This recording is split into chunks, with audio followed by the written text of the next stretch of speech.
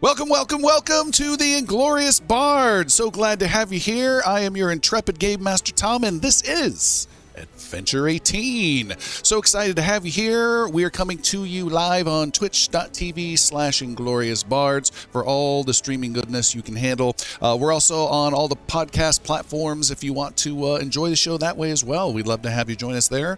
You can check those links out on our website, IngloriousCom. We have been off for a week. We are excited to get back into things and see what happens next. Or at least I sure am. I'm chomping at the bit to see what happens next. We just had Father's Day pass us by a couple of days ago. How many fathers do we have here in the Bard so our audience knows? Yes. We've got Jeremy. We've got Alan. Pretty much one side of the table is pretty much there. And then Derek. Oh, sorry, Derek. So, Derek, our technician. So each of our fathers will gain a bonus hero point to start the adventure, including Derek, who can give it out at any time he so chooses when the moment is right. But it must be used immediately upon being given. And then, of course, there's probably like a couple of unknown hero points out there for Chris, but we'll just have to figure that out later. You forgot the part where the parents of fur babies get 2 hero points, right? Oh, no. Sorry, no. Let's do a little go around the table of introduction of our heroes. And we have Dash. Dash is a Yosoki, a ratfolk kineticist. And Dash, a question I'm going to ask everyone here. Where would you like to visit in all of Varen and why? I'd like to visit Thave because that's where I used to live and I've been exiled. I want to go home. Is that good? That's way serious than the tone I was starting up, but thanks. No, that's great. Let's go over to Thawne. Thawne is the newest group in the member. Go ahead. Finish the sentence. Yeah. Newest group with a member. Yes. Who is our Elven Ranger. And Thawne, where would you like to visit in all of Varen? Thawne would particularly like to be up in Palacia. Palacia, way up north. Way up north. In a not particularly friendly region. You didn't specify. Okay. Why? Much of my clan would be up there. All right. We have next to you Galen. Galen is a thaumaturge, our supernatural swordsman. Where would you like to visit? Well, Tavernry's falling to shit. We're about to go to some crazy unknown destination through a fleshy hole in the ground. So Spoilers. I think That's my job. I think honestly, I'd like to just go back to Edlin home. That feels very cozy and safe right now. Go visit Ma and Pa Geist. All right, let's bounce it over to the Bard, our gnome Bard Jericho. Where would you like to visit?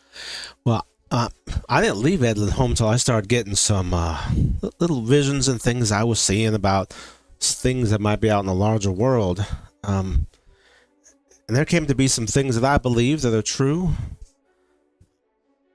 This is one I keep to myself, so don't you guys tell anybody, but I really believe that my friend Dash is going to be one of the heroes of this age.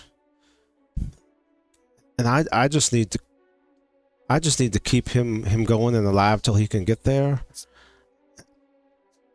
I want to see him get back to his home in Thave and set them free. I hope he doesn't hear this. I hope I live to be there by his side to see it happen.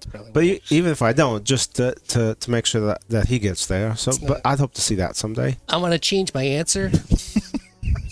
I want to go to Jarvain and see Dragonkin up there, and Jericho can come too if he wants, but he doesn't have to go to Thave.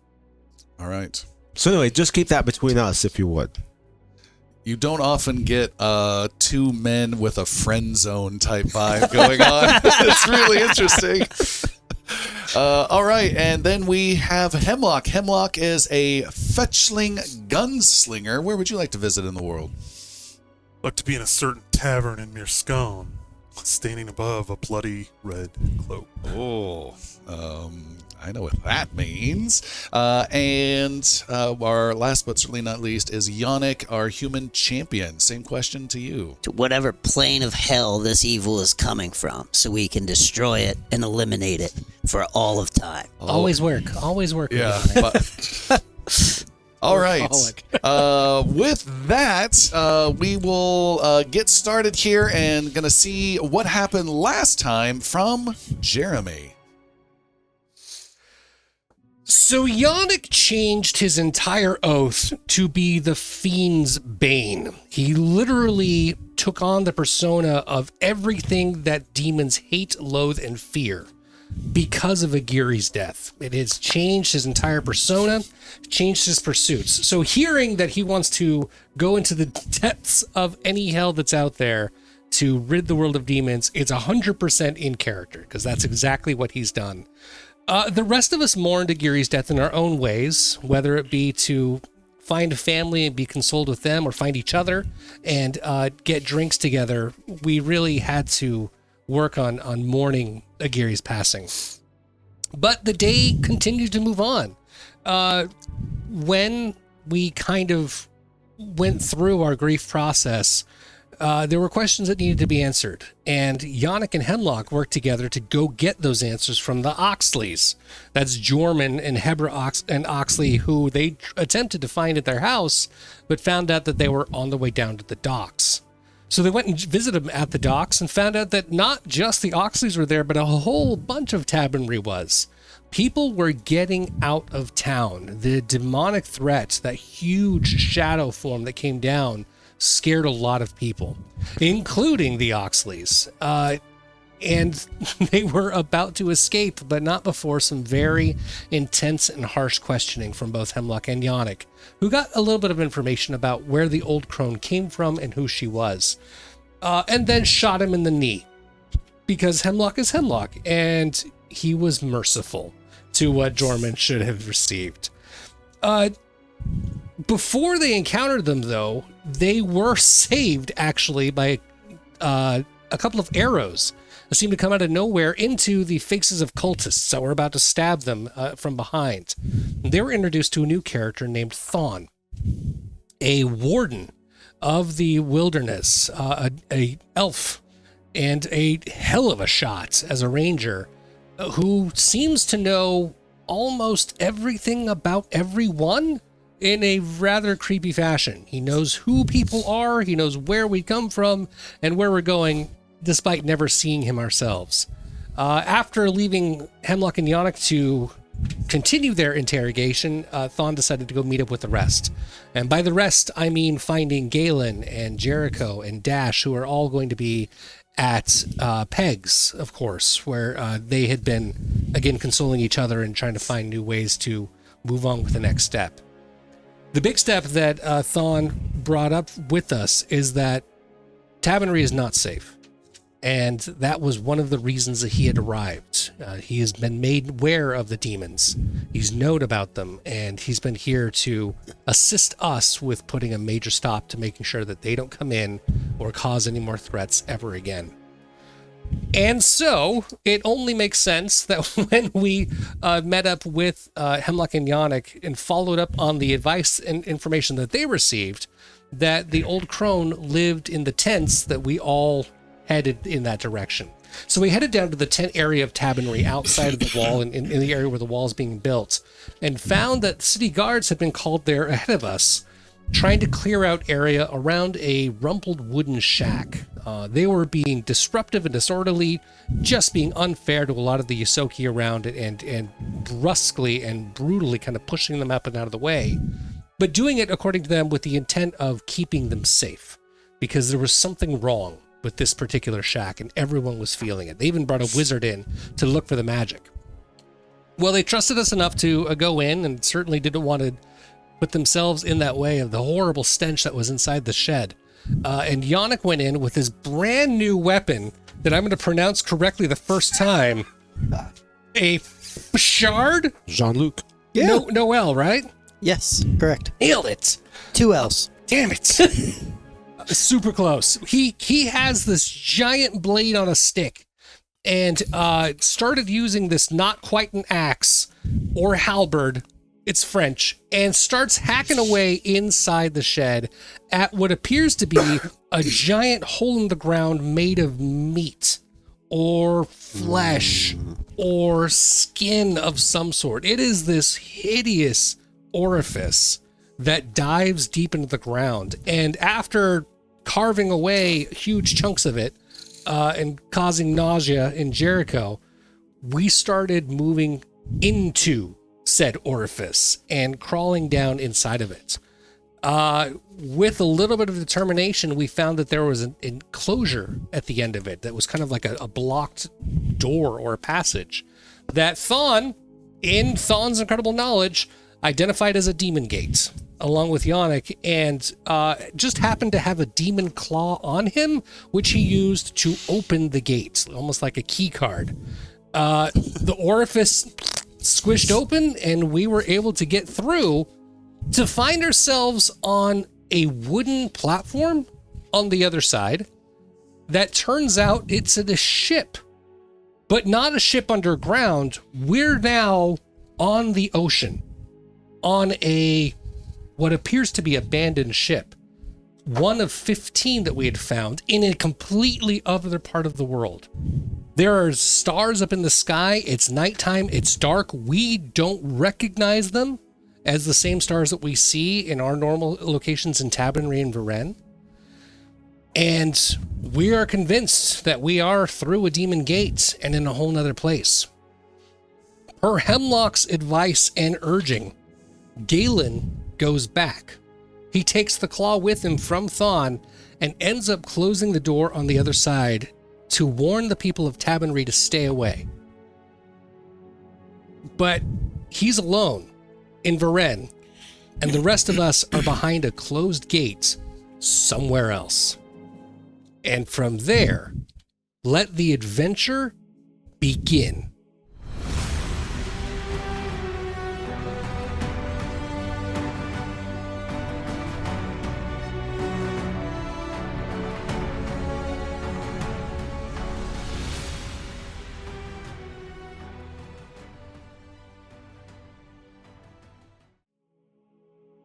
Galen steps out of the shack and out into the tents area just outside the main wall. You see there is still a contingent of guards in a rough circle that have kept the crowd at bay. There is Captain Vayner off to the side, not with any other guards, but with the orc wizard who you spoke to on the way in. They got this shack with the horrific orifice just completely cordoned off. There's a crowd of, I don't know how to describe it politically correct, not regular citizens of the town that are all gathered around and very interested and poking around, the guard keeping them back to keep them safe. And what would you like to do? You are all alone. You've sealed off the orifice behind you. What would you like to do? We need to stop using that word, by the way. Should we go back to Witch's Anus? Yes, that's even better. So stepping through the orifice, it looks like time has passed normally. Nothing. Correct. Yes. Okay. No, I would say maybe 23 minutes have gone by since you were last here. And that equates to what on the other side? 23 minutes. Oh, okay, so roughly the same, but not exactly. Some would say exactly. Okay. Always a prime number. Wait, 23. That was a Jim Carrey movie. What is he trying to tell me? I call out, Captain Vayner. A word of your time. Word of your time. A moment of your time. A word with you. You here now. The orifice. Speaking All I can think of is the orifice. He looks up and does the head nod thing for you to come over and join him in the wizard. Okay. I walk up. All right. The wizard, again, it's this orcish wizard who is apparently of some note in town, though you haven't seen him before. You just hear him say, "Yeah, burn it, burn it." I hold out my hand to the orc. Sir, my name is Galen. We have been through the orifice, and I would like to speak to you about what's on the other side. He shakes it vigorously but quickly. Like this? Just grabs your wrist. Limpity. 2 fingers. And what may I call you? I'm Azak, Azak. and you are Galen, I am. and you've gone inside. What's in there? And I turn at this point to Vaynor. I know we have our differences, but I think we can agree evil things are afoot in this town. Did you know that Jorman and Hebra Oxley were behind the assassination of the mayor? Vaynor says, I've not heard that. You have some evidence of that? And if so, I don't care right now. What I care about is what's happened here. They were summoning demons. They are a part of what has happened here. So the assassination of the mayor, the demonic airship, the horrible orifice in the ground that you see here, it's all connected. And I have a corkboard. Look, there's the string here. Just give me a moment. I'll wrap the string. We are probably the most prepared, my party and I, to determine what's on the other side. But there is a distinct likelihood that there are more of these gates. I don't know if they're in Tabernary, but I think Azak and you should make a concerted effort to go through the city and try to uncover if there are other ways in. Azak says, we need to burn this down. If you burn this down, you may be trapping the best hope this city has to find out what's happening here and stop it for good. Vaynor says, we need to keep all options on the table. And make a diplomacy roll for him, and let's go ahead and apply a customary -4 Vaynor modifier to that, please. Dang. So that's improved. That's a 15. A total of 15? Yes. That's not bad with a -4. He says, right now, my responsibility is to keep the safety here. I'll deal with these accusations you're talking about later. But I do agree, you and your friends have already done a service to the city with that power that just descended. So if anyone can do anything, it will be you. We will keep things safe here. If anything but you and your group comes out of it, we will cut it down. As expected. And send a small contingent out to sweep the city for other portals like this. He says, I'll see if we can spare the manpower. I reach out and grab his forearm and do the man shake. You son of a bitch. I'm going to waste our time and have you make another diplomacy roll with -4, please. Does that mean we get to take a dice out? Tried. That is Your target number is just a 10. Oh, yeah, that's more than 10. That's 11. All right. That is more than 10. That is more than You did 10. it. He doesn't recoil and shakes your hand and says, may Solene give you guidance and strength down there, wherever that is. May Solene grant you strength as well. And I turn away and I walk towards Lady Vice's tent. Okay, Lady Vice's tent. Lady Vice, want to describe a little bit about, so people who may not know her? Nice throwback. Yeah, so we encountered Lady Vice in the first episode. She sent some of the adventurers out to gather a golden idol, and it was returned, and she made a terrifying prophecy, if I'm not mistaken, about Hemlock, that he was doomed. And knowing that we've heard that the crone is had a tent or a place where she could be found out in this area, I'm curious if she's intersected with Lady Vice. Okay. You approach her tent. You walk through the tent's district. It takes you a couple minutes, but you find her tent. You go inside. There's no one else there. This is a typical fortune teller style tent with cushions and draperies and incense going, a crystal ball in the middle, strange little remains of creatures and bones and things lying about. Pretty disturbing and awkward and strange to everyone. Except Galen, who's like, oh, yeah, I got about 5 of those in my bag. Yeah. Ooh, nice. Are these purchasable in your gift shop? The lady is there. She is old, haggard, has like a crimson cloak with frayed hair flowing out, wrinkled face, and she looks like maybe she's just woken up hearing you approach. And she says, welcome, come in, Lady, have a seat. Lady Vice, do you recognize me? She looks you up and down. Make a diplomacy -4. No, I'm kidding. She looks you up and down and she says, no, but I can see who you will be for a price. You may choose the crystal ball, the cards, the bones, the dice of bones. I choose the dice of bones.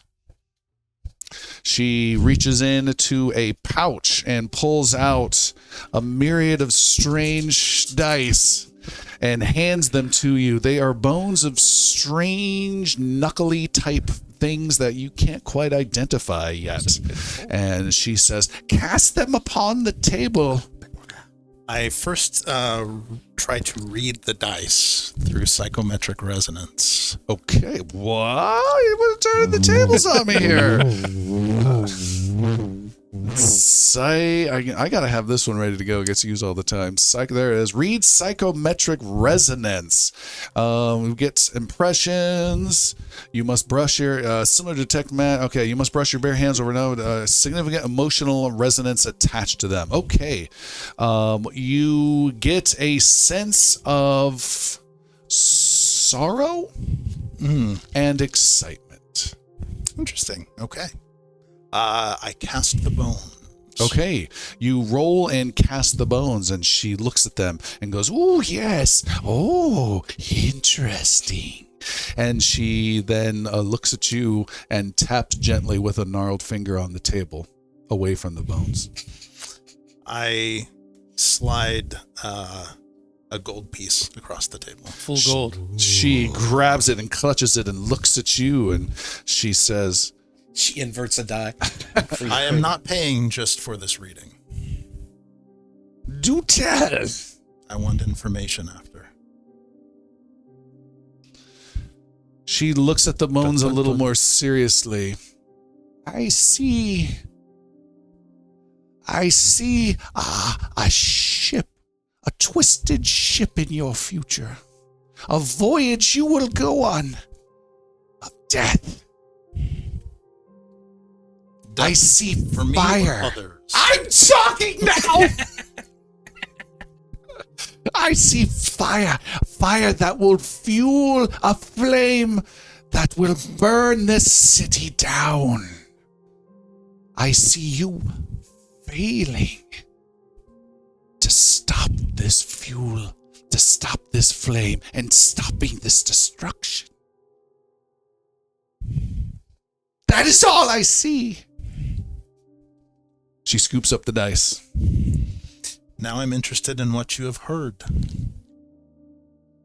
What know you of a crone or old mother who has recently made her home in this area? She's a witch. Nasty. She tells all sorts of falsehoods and lies. Takes business away from true seers like myself. Do you know how to find her? You may try.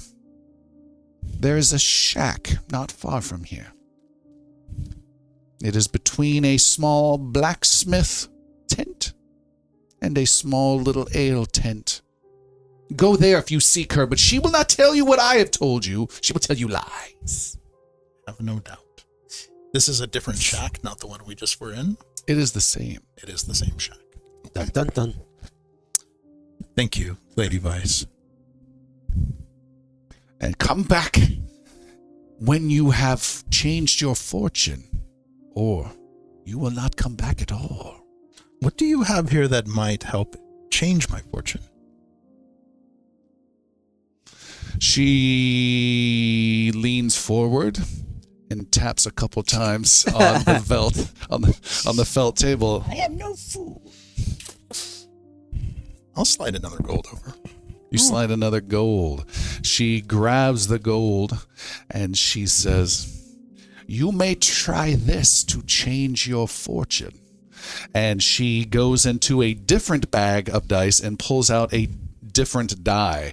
And on it are two symbols, standard 6-sided die. And it is the symbol of a gold coin 3 times and of a skull 3 times. She says, "Cast this when you need it most, and may luck favor you." Thank you, Lady Vice. And I take my leave. All right. You leave, and where do you head? I head to the leader of the Isoki clan. Oh, all right. You head to the Yosoki group. Yeah, and I don't remember his name. Anybody recall? There are those who call me.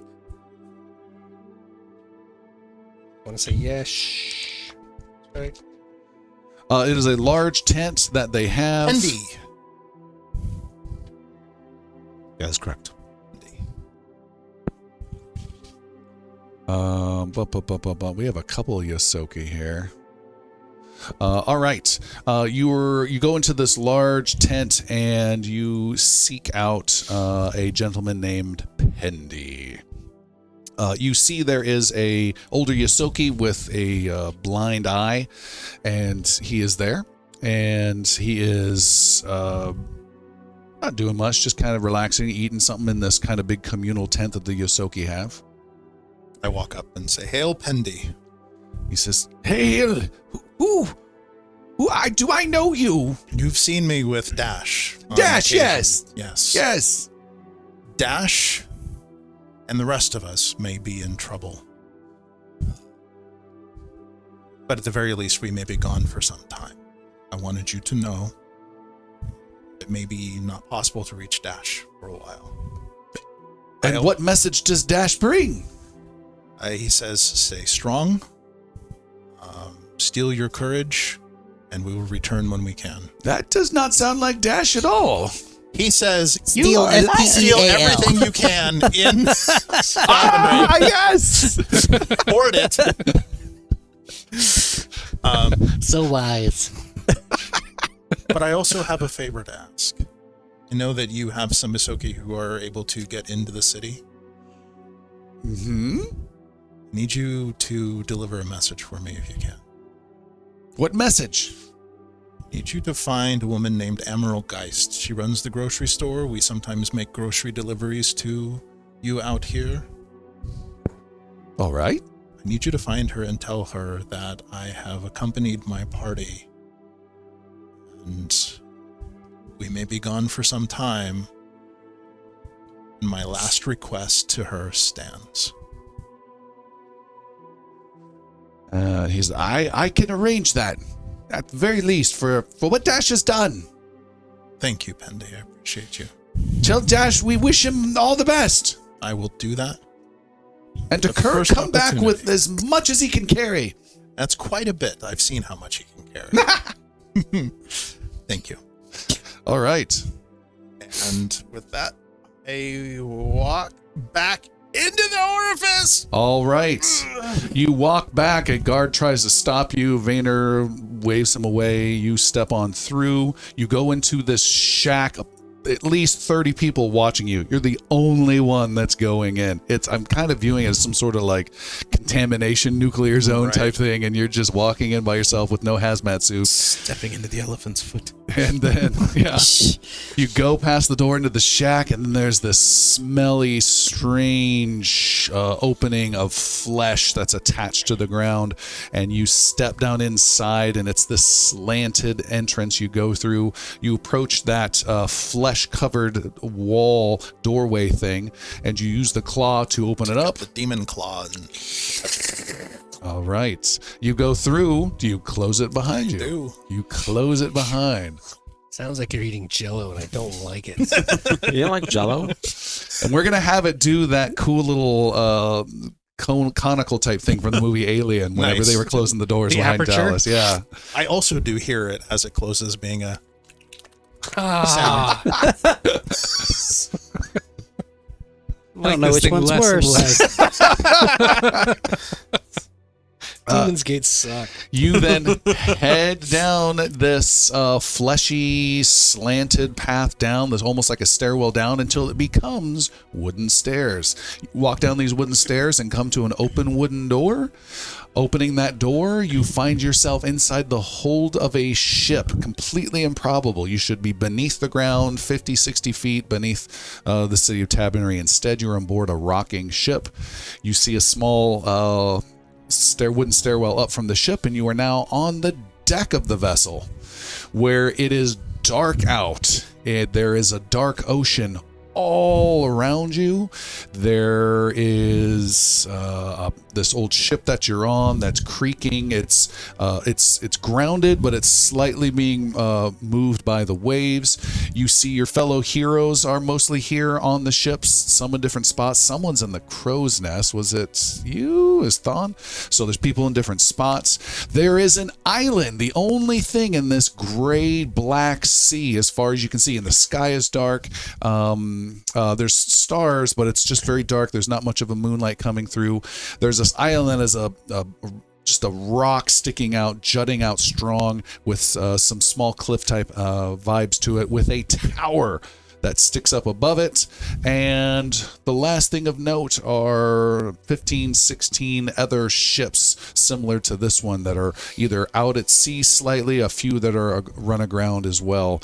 And that is the situation. The rest of you heroes are here. What would you all like to do? Where would you like to be? And you see Galen arrive. There's a sharp sound from above as Galen steps out onto the deck, where it is Thon leaning over the edge, looking at it, going, "Tss, tss," getting your attention. And then he points way off into the middle of the island. "There is a creature coming, or a creature appearing. Be watchful." And then he disappears behind the crow's nest again. Who else is on the deck here with me? Yeah.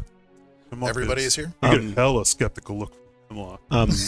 Back at the end of our last session, I had asked Dash, "Hey Dash, do you want to go check out the ship with me?" And he said, "In a minute." And he went with his rock hopping, checking the beach.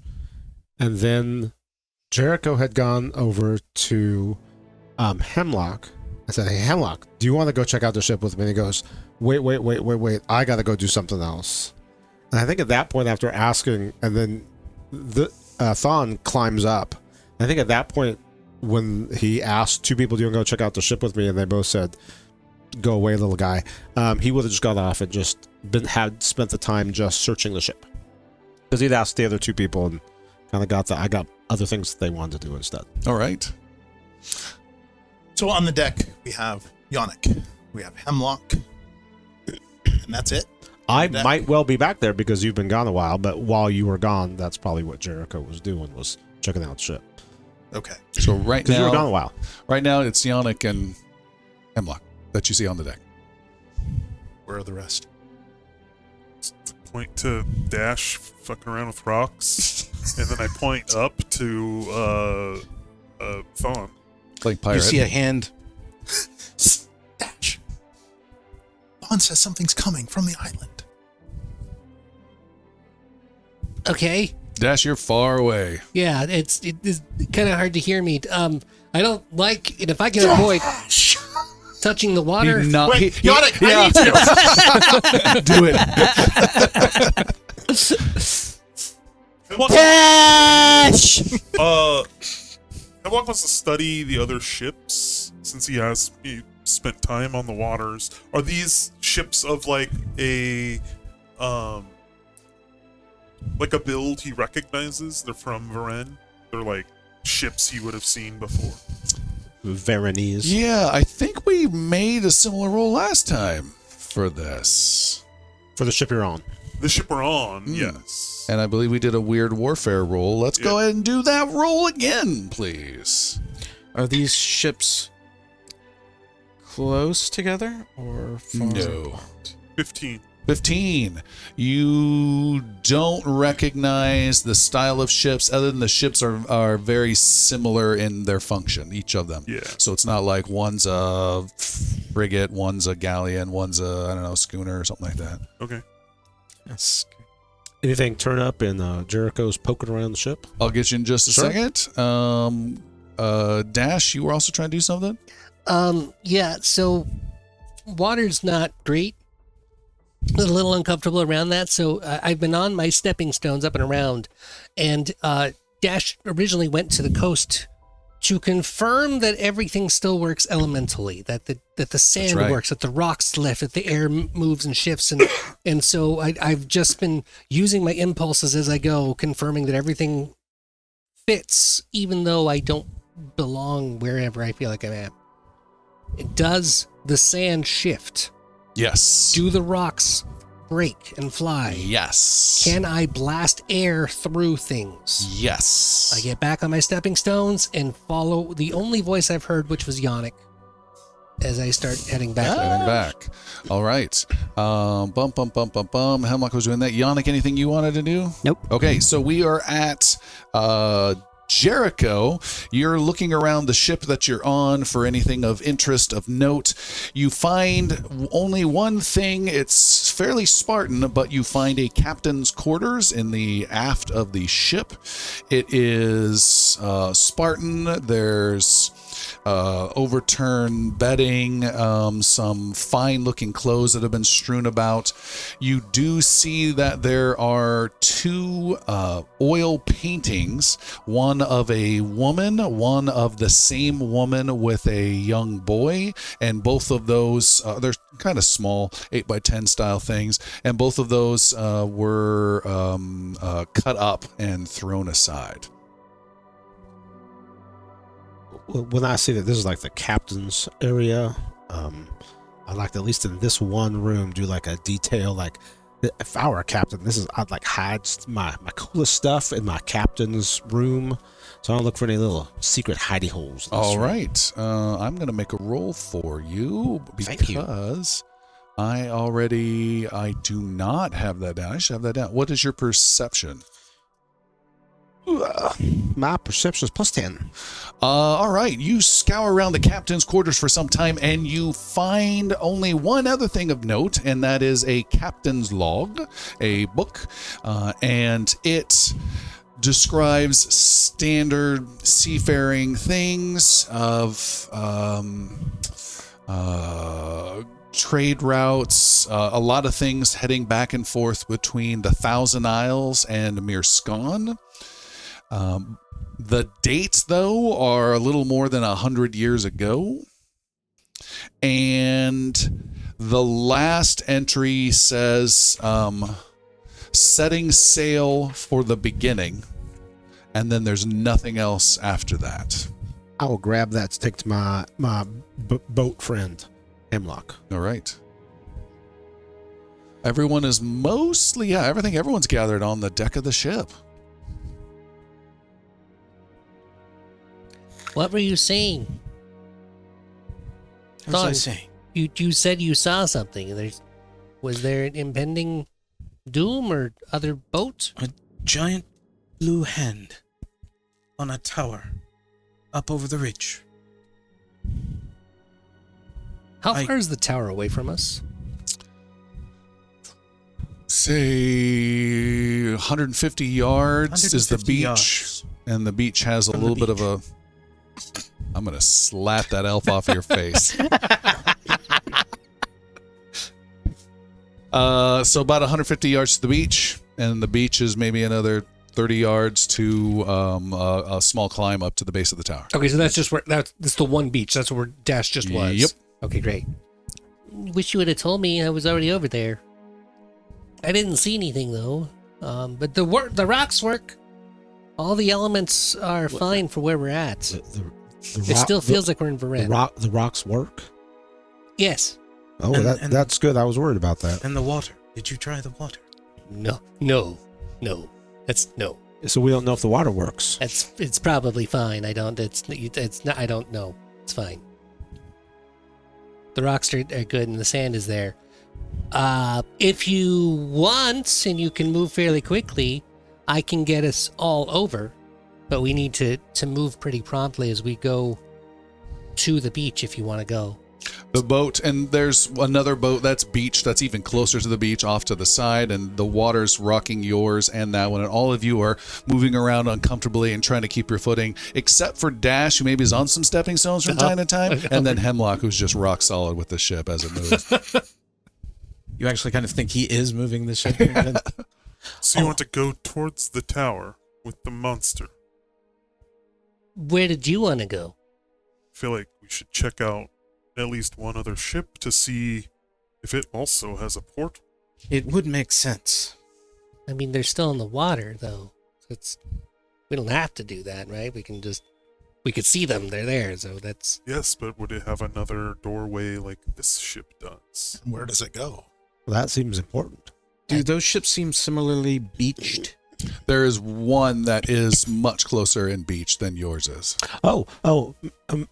Sailor Captain what do I call you when you're on the ship? Lock. You don't have a title? Nope. Captain. Do you have a title? Yeah, can I call you Captain? Sure. Captain.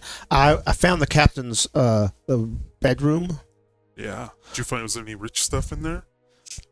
a book where he writes down all the places that he went, his diary. Okay.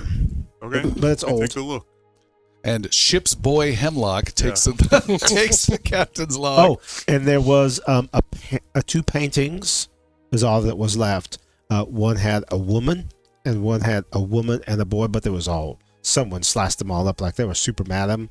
Like maybe the woman cheated on him, and the boy really wasn't his boy, but he found out that it was like someone else's love child, like she cheated on him, like in all those songs. Okay. Was that in the book? No, the book just said things like, we're on a boat and we're sailing and there's water and there's stars out and we're going northwest. Hemlock looks at it and then looks at the dates and is very confused. Yeah, the dates. So with this ship, does this ship look like it's over 100 years old? No. Okay. It looks like it's been here for maybe a month or two. I share that information with everyone. That other ship is much closer. We have a better chance over there if we're going to explore, as Hemlock suggested. And we should test the water. Oh, If we are stuck here, I we're don't- going to need water. that's not If it is salt water, okay.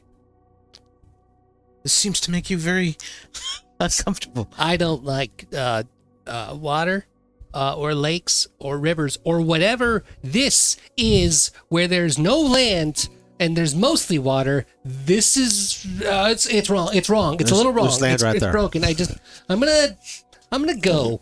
Where are you going? Can you swim? I don't like Dash? to answer questions right now ever. So I'm gonna go and Dash pops up his stepping stones again and starts walking over to Dashing away. to the other boats that has land because you said it's beached. Yep. So it's other. So you come with now. Quickly follow. Yeah. Yeah. Hemlock Yeah. will follow. All right. So stepping stones, discs of rock fly to points you designate. You can set them horizontally, make a path across the ground. It can be up to 20 feet long. In your level, it can now be 30 feet. So you can make it 30 feet long. All squares must be contiguous within 60 feet of you, moving across, blah, blah, blah. It lasts till the end of your next turn. So you can kind of do that, but you can take 2 heroes with you at most. Yeah, because of They're disappearing behind you. They disappear behind me. So the first 2 you said were Galen and Thon? Hemlock. Yeah, Hemlock. Okay. All right. So I'll run them over. All right, so you are going across the ocean at an angle, and so the beach, let's say, is north. You're now going northeast, cutting across towards another ship that is much more beach and much more on its side and listed. You do your stepping stones. Your 2 friends are right behind you, and you don't want to skip a beat on these stepping stones, or you're getting wet for sure. The waves in the ocean is dark. You can't see anything underneath it. You just hear the waves coming in. There's a bit of a breeze as well. So in the dark, there are stones appearing and disappearing, and you're making that's creepy. Stones are just whoever we're gonna say Galen's last. Just like as he leaves, the stones are disappearing behind him. Don't speed up. And you guys make your way across to the other side, and you arrive on the railing of this vessel. That's a good 20% list to its side, and you are all now grabbing onto it tightly, trying to hang on. And again, Hemlock, since he's got this experience with boats, is just standing with a swagger easily on the slightly overturned vessel. You see no one is here. It is again slightly moving on its side as well. Dash, can you go back and take some more? Yes, I won't step on the boat, and I'll head back to the other ones. Okay. You head back to get the rest. What would you 2 at the boat like to do? Like to go below deck and look for a similar portal. Okay. I think we should wait for the others. I mean, we're not going to go. If there's something there, we certainly won't go through it. You want to wait here and just twiddle our thumbs? You've seen some crazy shit, man. Yeah. I hope they wait for us and don't go into any weird portal. All right. Derek, get the battle map ready. Let me. If you want to wait, we can wait. No, it's fine. We'll do this. We'll do this. Just. All right. I'm gonna go first. I'm gonna kick the door open, and then I'm gonna drop down so you can cover me. All right. Gotcha. All right. You ready? Mm-hmm. Right. Yeah. 3, 2, 1. Get off my ship! And kick the door open and. All right. Drop to one knee. It's an awkward bit of a slide down to the door because it's at an angle. You're able to bust the door open and awkwardly go down the stairs, holding onto some old rope on the side. You get down into the darkened hold, the 2 of you, with, weirdly, pistol and mirror in hand. You're looking around within the hold. You see no strange portal. You do see a wooden door, just like the other one, though, and you go and open that door? Yeah. And if so, who is opening that door? Second verse, same as the first? Yeah. All right. Let's do it. 3, 2, 1. Boom. Boom. Who is first through the door? Galen. Galen, you burst through the door to the other side and see an area designed for storage. And that's it. There is no stairwell leading up. No strange exit or portal or meaty section above. It's just more of the ship, and it is empty in there. Is there anything in the barrels or boxes or anything? No, none And that it you looks see. about the same as the other ship as far as how long it's been here. Make that warfare or perception roll your choice. Target number is a 15. 20. 20. Yes, very, very, very similar. Okay. And you hear footsteps above as the rest of your allies arrive. All 4 of you. Yeah. I shrug our shoulder. Hemlock just shrugged his shoulders. It's very confusing. I mean, I expected there to be Any portal anuses here in too. there? I'm glad there's not. No fleshy orifices down here. Just It's 2. A9. Yes. I might go look for the captain's bedroom again. Okay. Jericho sliding around on Anyone this wants to go? angled thing. I'll go with you. With Hemlock, you two find your way to the captain's area. It is, again, Spartan, missing lots of things. There's pieces of furniture you, Hemlock, would expect to see that aren't here. There's some overturned bedding type stuff. There's some clothes tossed around. You do see two pictures, two paintings that are kind of small 8x10s that have been sliced up a bit. One of a woman and one of a woman with a child. Is that the same woman?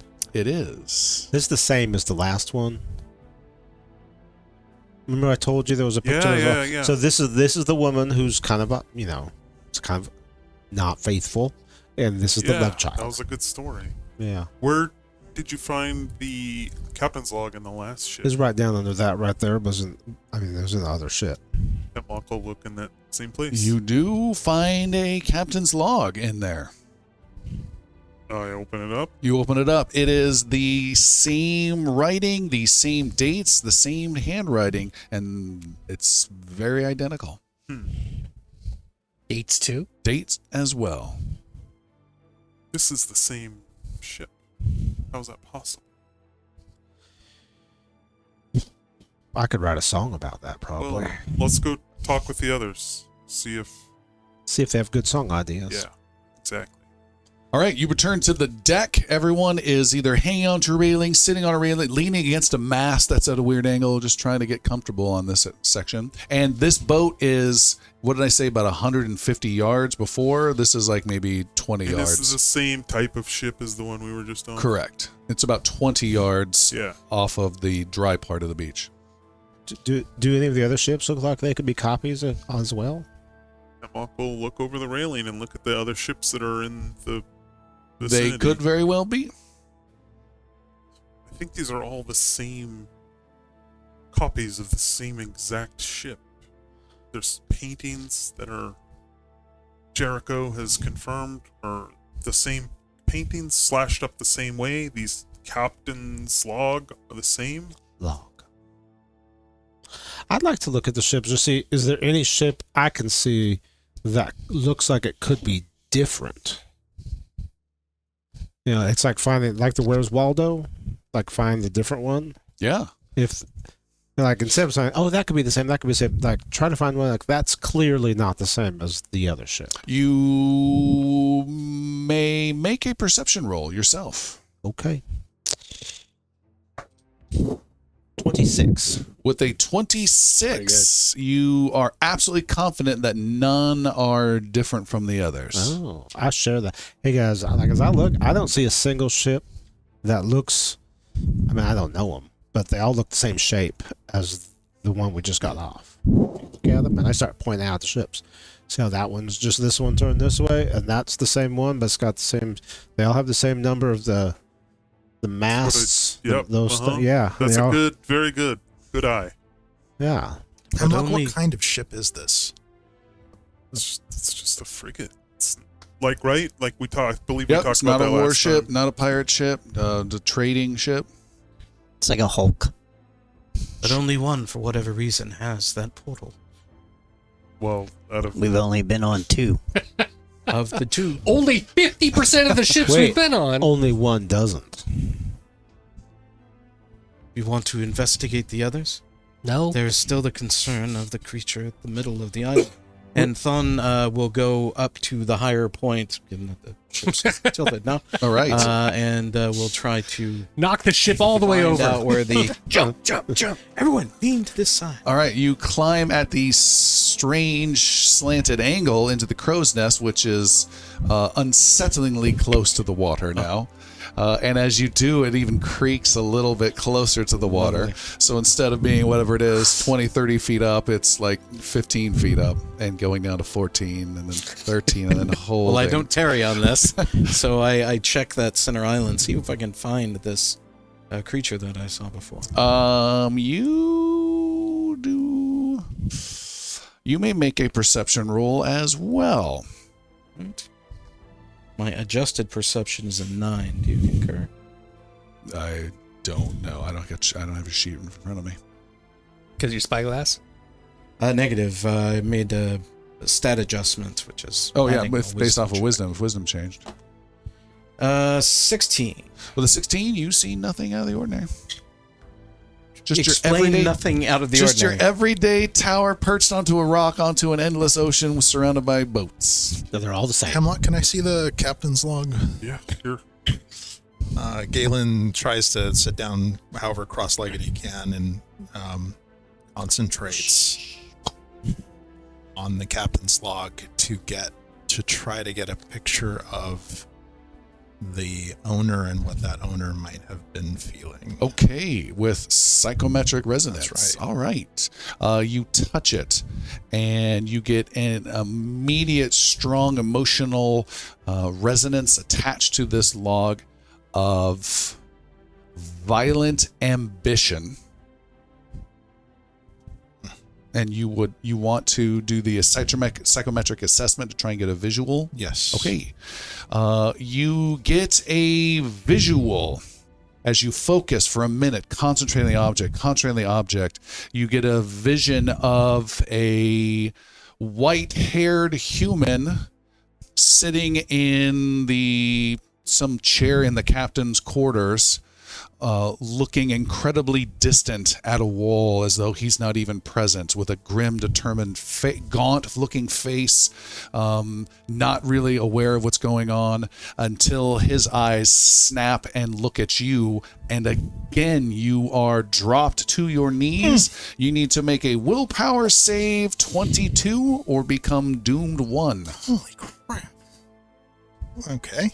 And if you're doomed 1, that's doomed 2. Doomed 2. Right. That is a 20. No, that's a 19. So Okay. I failed.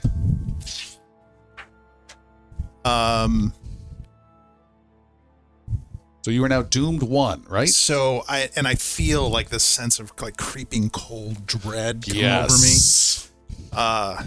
I think you're He's doomed too. Oh, I am- you're already doomed. So I am doomed doomed 2. two. So for those of you scoring at home, when someone reaches dying level 5 with our house rule, dying level 5, they are dead. With doom, that number comes down. So with doom 2, when Galen reaches dying 3, he will be dead. He's much more vulnerable. Another doomed. I mean, I was just going to have 2 cards for Doom, it. doom, doom. Gentlemen, this captain's log, I don't know, it feels cursed. I saw the man who owned this log, this gaunt gray man, and he saw me back. Okay, so that's how you think you told us. How did we hear you say that just now? What do you mean? He sees me! He sees me! Our question is, does Galen have emotions?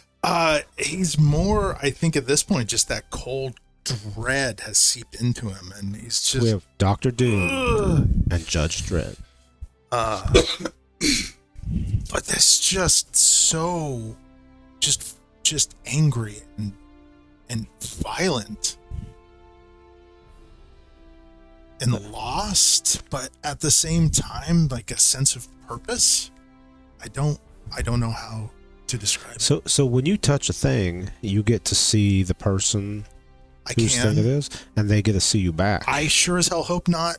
But You just said he It did. looked like it happened this time.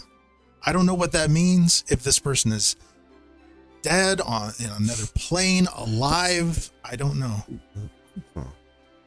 I don't know if this would mean anything, but the last line in the book, because I read the last line in the book, and the guy who wrote it said he's setting sail for the beginning. Is that like an island or a place I haven't been many places. Not that I've ever heard of. Oh, you've been a lot of places. Is that a place that you know of? The beginning?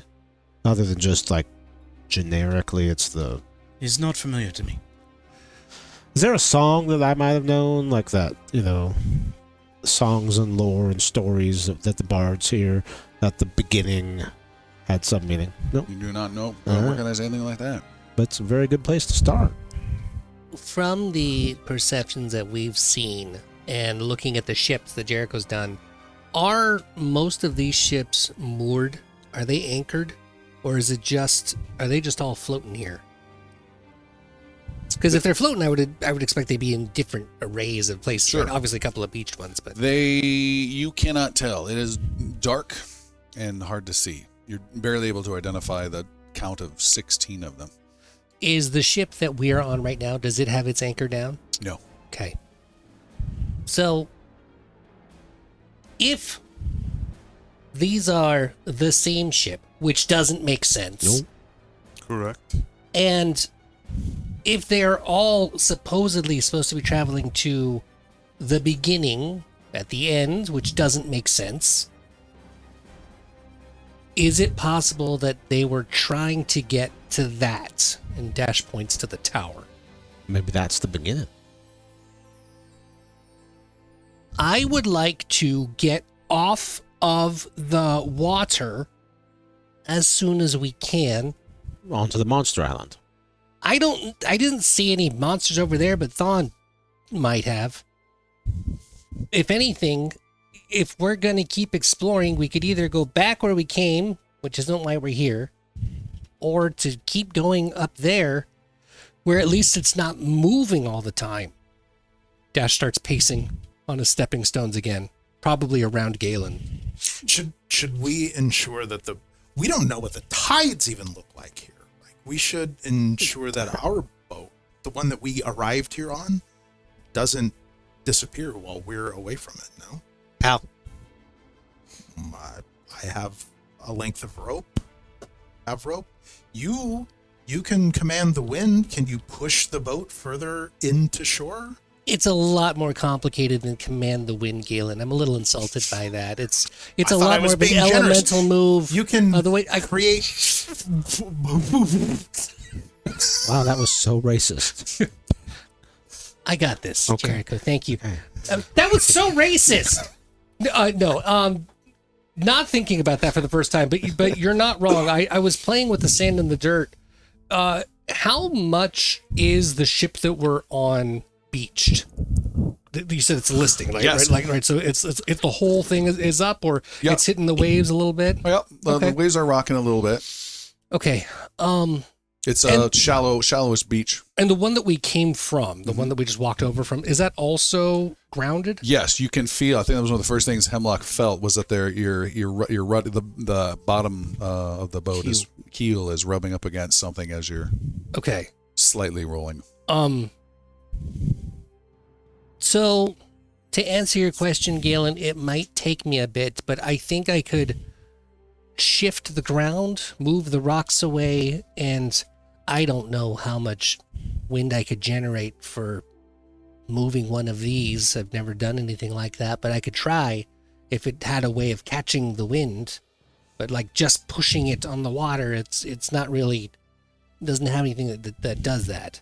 Would it make more sense to build the rocks up around the keel so Around that it it stays in place?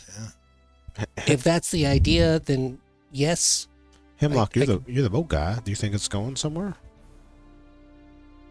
I don't think so, but I mean, if this tide comes in, and Hemlock wants to look at the beach and see if there's like tide lines, and see if he can gauge where the tide might be. Make a nature roll for me. Yay! In the dark. Thawne would like to determine 2.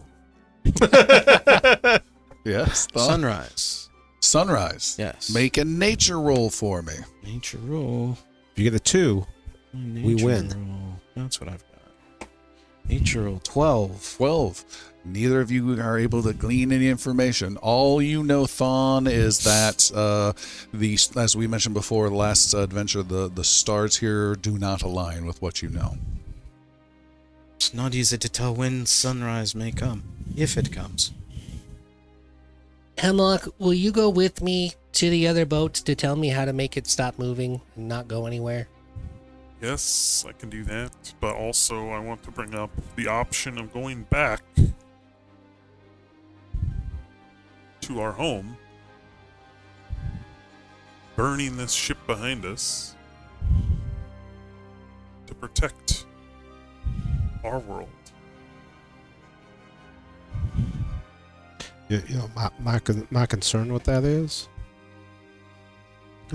someone made that tunnel, and we happened to find it. And there are others. I don't know if they lead here, but there are others. If I made a tunnel to get somewhere and someone messed up my tunnel, I'd just make a new one. And then we wouldn't know where it is. These ships have been here for some time, by my estimation. It would seem a waste of time to do anything further with them. If we're going to investigate this tower, we should not wait too much longer. The beast that I saw before does not appear to be there, does not appear to be showing itself. We could spend countless amount of time searching these other ships. We know of one with a portal. The ships haven't moved in some time. And you make the case to go to the tower. I agree wholeheartedly with that. That's all I need. What do you think? If there are demons in the tower, my vote is for the tower. And what if there's not? It's for the tower. I guess I say for the tower. Or the tower. Okay, Dash. Let's Don't go. follow behind! Dash stepping stones immediately, up and out. I'm on his tail. I don't want to get left behind this time. Ow, ow. And where are you headed, Dash? Headed straight for the tower. So the 20 Oh, yards we're or not so going you back said. to the other ship?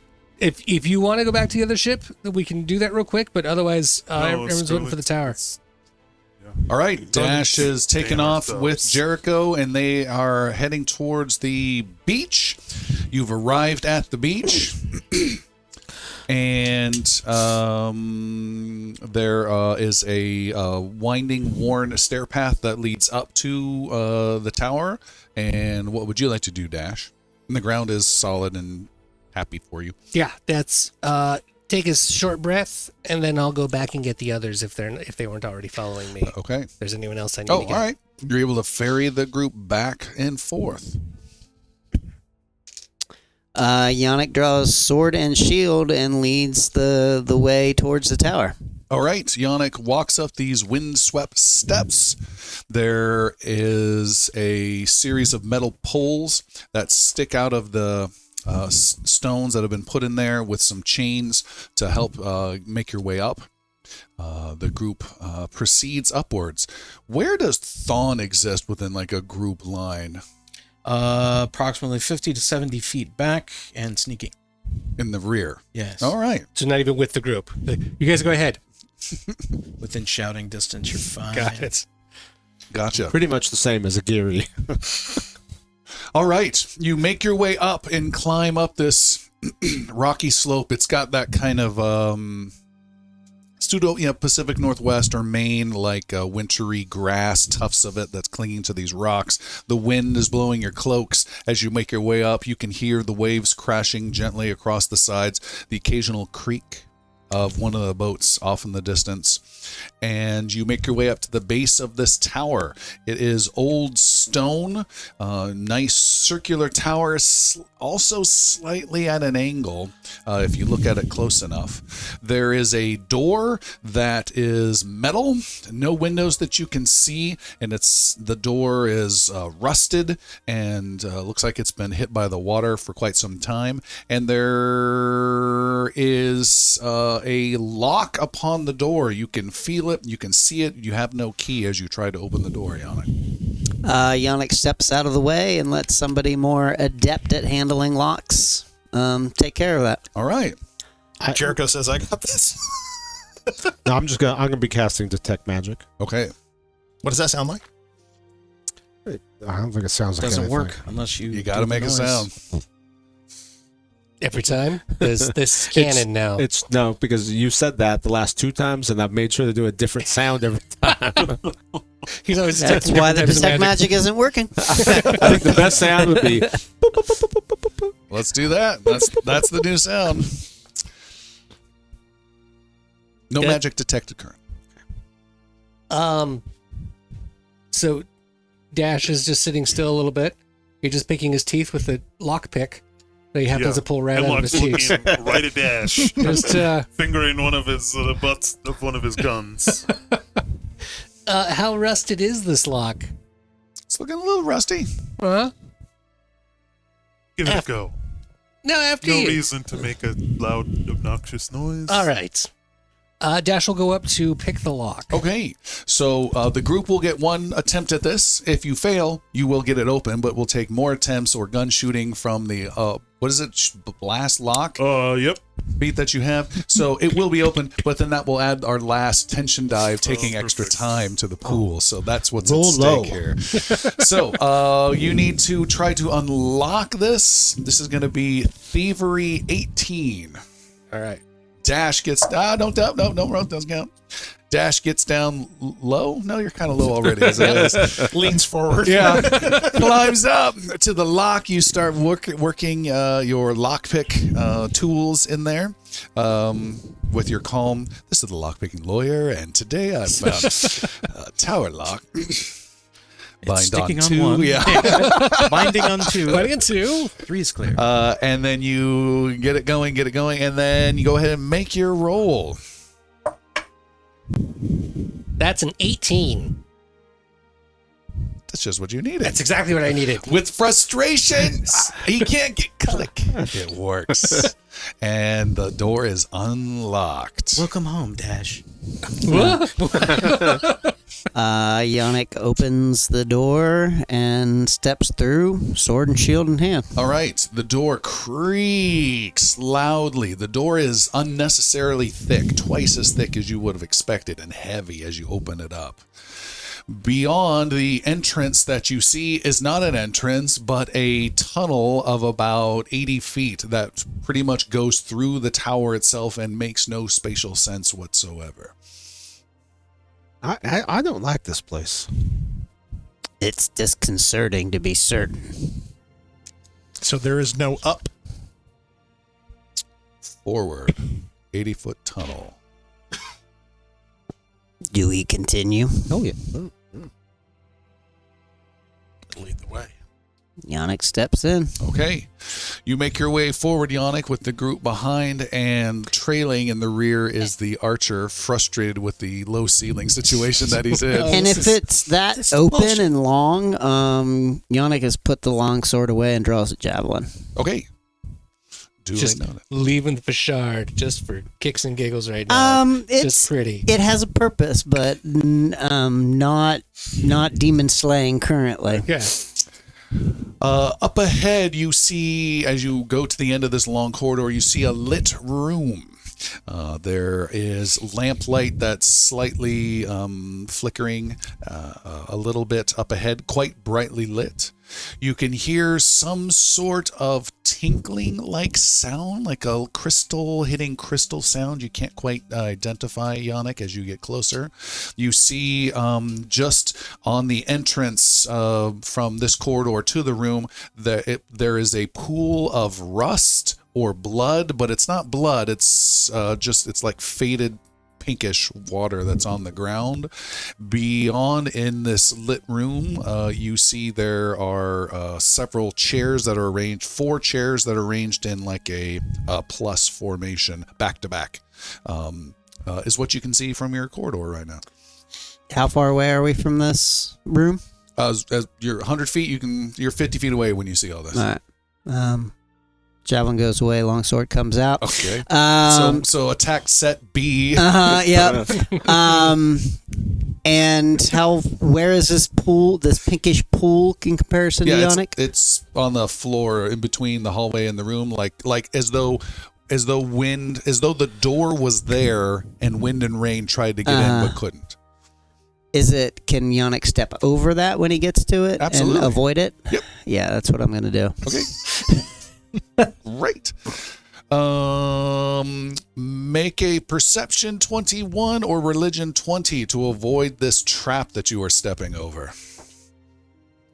17. With a 17, you fail to notice the foul smell of the liquid and some of the glyphs that are hidden underneath the liquid. And as Yannick goes through, bunch of this reddish, bloody liquid starts to pour down on him from an unseen source from above. above and pours and pours and pours and pours on you and whoever's right behind you. Who is that? No volunteers. Galen or Dash, probably, for our normal I think it's one of those two, Galen or Dash. 1, 2, 3. That's you. Galen is also... the Doom 2 guy. Let's go. All right. You are also covered. I need Galen and Yannick to make Fortitude save 21s. Or be doomed. 17. Oh, okay. 21. That's a 13 plus 9.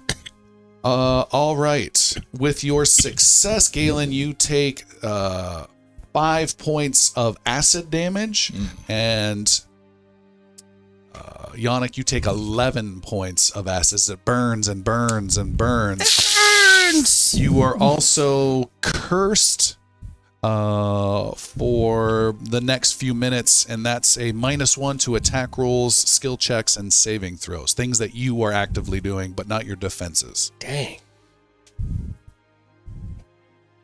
Do you got a condition card for that, buddy? No, it's not on there. I'm fine. It's just And then the liquid stops. Don't step in that. Can I look at the glyphs? Are they still in the puddle? in Yeah, the you pool? can get a look at them, and you may make a 20 religion. Religion. Oh, it's... I'm rolling well when it doesn't matter. That's a 21. What's a 21? You recognize these as strange, demonic, cryptic symbols that are designed to summon the liquid, and you believe it is spent for the time being. I believe it's safe to come through. Quickly. Get a run and jump so I can jump across it. All right, and everyone is through on the other side. There's little trails of liquid goo as Yannick and Galen are brushing themselves off. Inside here is a very bright room. There are 2 lanterns that are giving off way more light than they should. It is a vaulted room. It is circular. That would fit the tower shape. But again, you've gone way too deep in for that to make any sense. But now it seems to fit. You see there is a window, which there were no windows that you saw before that you can see. And there are 2 other doorways out of here, which also do not make physical sense. One of which you hear a tinkling sound. I mentioned like that crystal style sound, as well as a big meaty slapping sound, like a big raw flank steak being slapped on a counter repeatedly. And then on the other door, you see that the lights are, there are more lights in there, but they are slightly bluish and then slightly, not undulating, almost like one of those kid projector type things where like symbols and lights, but it's just generic little pins of lights that slightly move around in this short hallway that leads out into that. And then you have these 4 chairs that are in their particular slots, and that's all you see from here. There are hooks on the walls for coats in case you want to get cozy and relax for a little bit. And you can also hear the ocean through the window and smell the ocean water coming through that window as How well. high is the window? Normal window height. I could walk up to it. And Oh, look out. easily, yeah. Do I see what we just came from? Yeah, you look outside. You're at a slightly different angle, but you can see about 5 of the ships. Okay. I check the rest of the room for glyphs. Glyphin For rooms. traps and glyphs and things. I am making that roll for you. And Derek, you get to hand out a hero point on our scheduler here. Who would like to give a hero point to? Galen. Nice. All right. And Galen continuing to look around. What would you guys like to do? I'm writing notes down, so I want to make sure I'm clear on this. In the room, besides the entrance that we just came into, there are 2 other doors. Correct. One of them we can see through and has kind of blue pinpoint lights inside of it. Let's say like whatever the star things are, whatever like the I got a planetarium. nightlight, like a planetarium, a nightlight projection. Okay, and the other one has a twinkling / slapping sound. Yes. Coming out of it. Is that an open door or is that a closed door? It is an open door, maybe a 40, 50-foot hallway, and then you can see, and it's a darkened hallway, and then another light in there. Weird. Okay, and in the tower, wherever we're at, Correct. there's doors that go hallways. Okay. All right, I had it correct. Thank you for confirming that for me.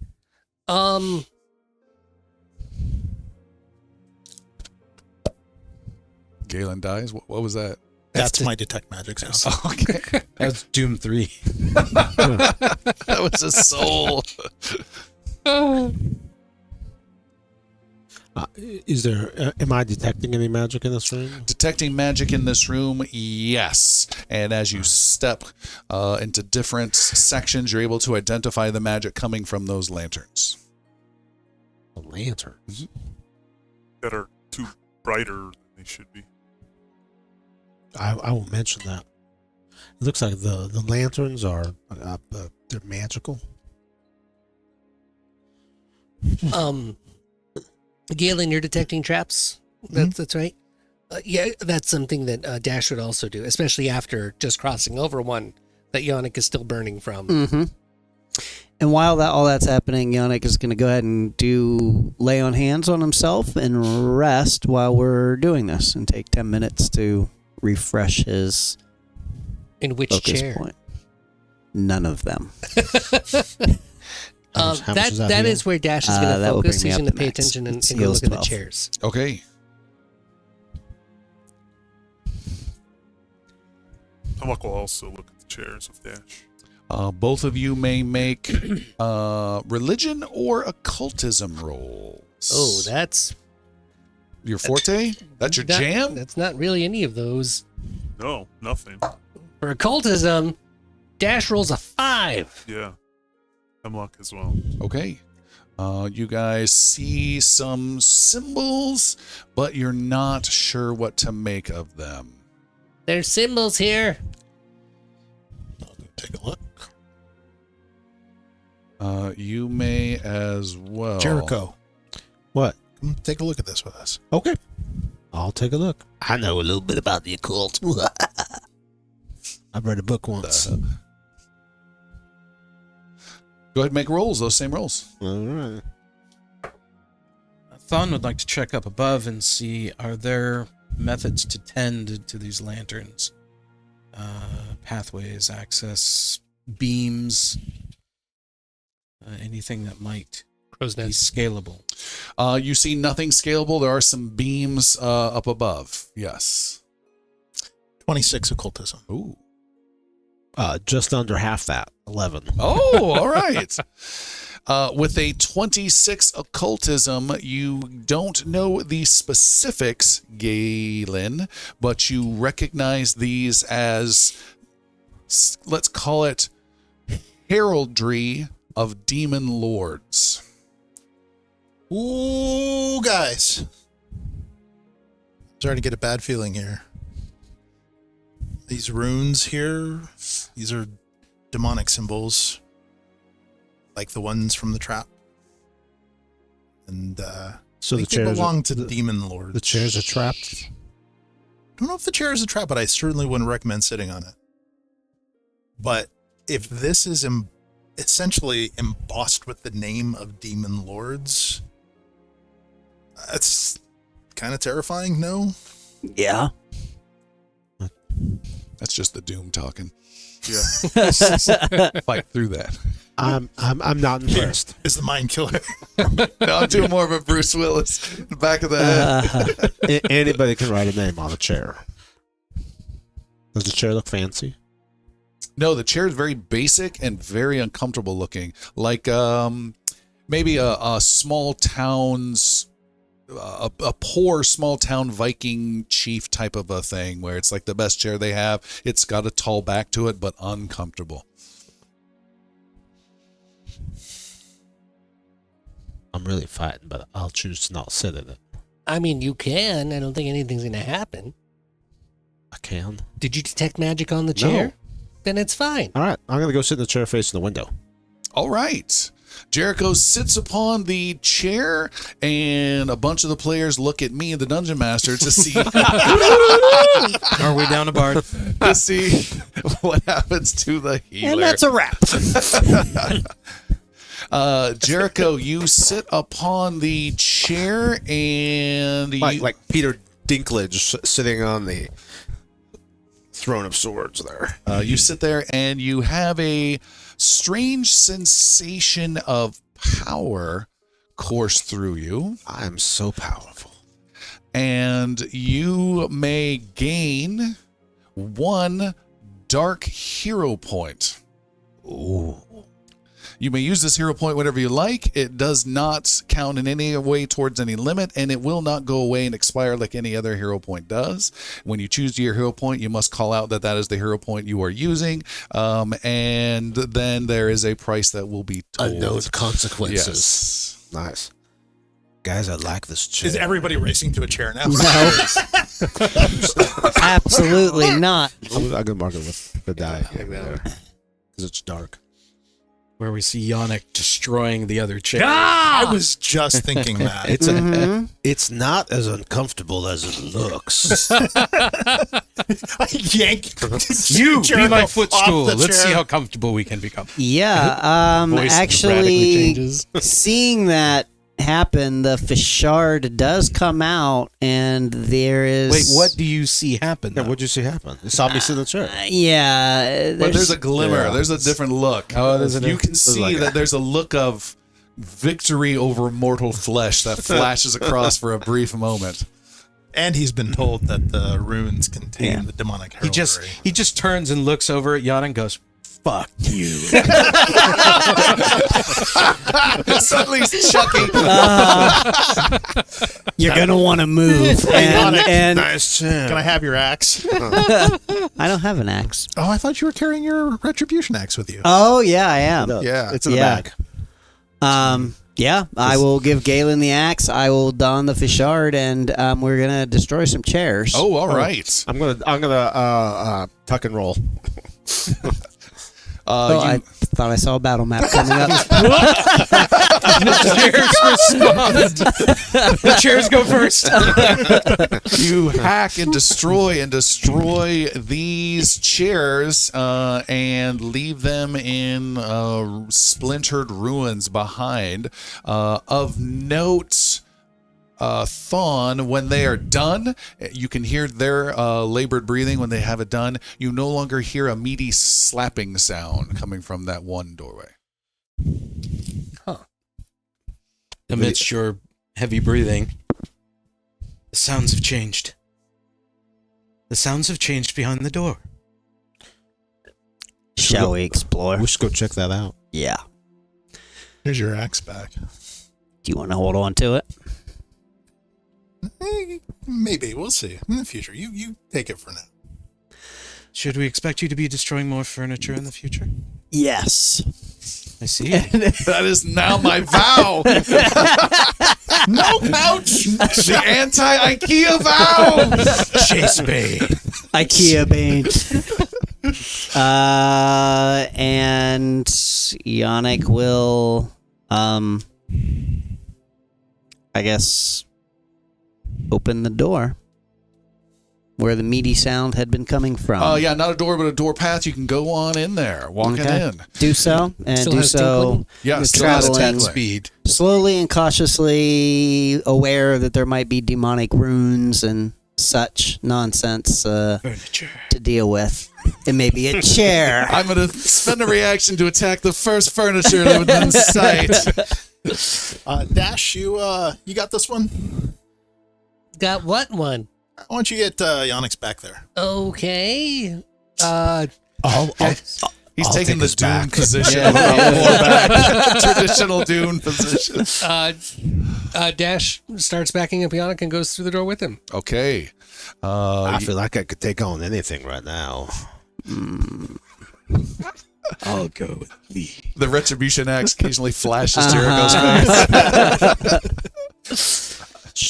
You make your way forward down this short corridor into a moderately lit room, which has the same bright lanterns, but they are 3 times as high in this huge vaulted chamber. It is the same. No, it's twice as big, circular, so twice the radius that the other one was. It has bunch more beams that you had asked about, Thon, but they're much higher above. There's another window that you can see here, but there is sorry to interrupt. Yes. When you said window in that order, I'm assuming it's high up. Is it in fact still down? Still Okay. down low. Still down low. There is also one way out of this location other than what you came in, and that is a stairwell that goes up. Stone stairwell, you can see. And then also in here are 2, I'd say 25-foot tall, meaty slabs of demonic nakedness that are standing there. Muscular beings with swords that they have that are giving off that tinkling sound, Dash, that you were really keyed in on. You can see that they are definitely magical in nature. The creatures are immediately turning and attacking you, Yannick, but are moving incredibly slow. You get a sense that they are obviously there to guard, protect, slay, hunt. You're not sure, but they are definitely not doing well to even begin this fight. So there's a big slow slap of a fleshy foot of this man-shaped creature with strange growths, maybe a vestigial arm sticking out of one spot. It's got this tinkling magical sword, but it's just dragging on the ground, slowly getting to you. It's a sense of maybe sickliness or maybe magical in nature that they are not reacting in the speed you would expect. Is it because I destroyed their furniture? I cannot confirm or deny. And we will take our break there, and we will be right back and see what happens after this break. We are back. Thanks again for joining us. If you want to consider supporting the show, we always appreciate it. Check out patreon.com/ingloriousbards. Get access to the after show and a bunch of other bonus content. Just a few bucks a month, and it's super appreciated. And thanks to all our supporters who do support us on Patreon.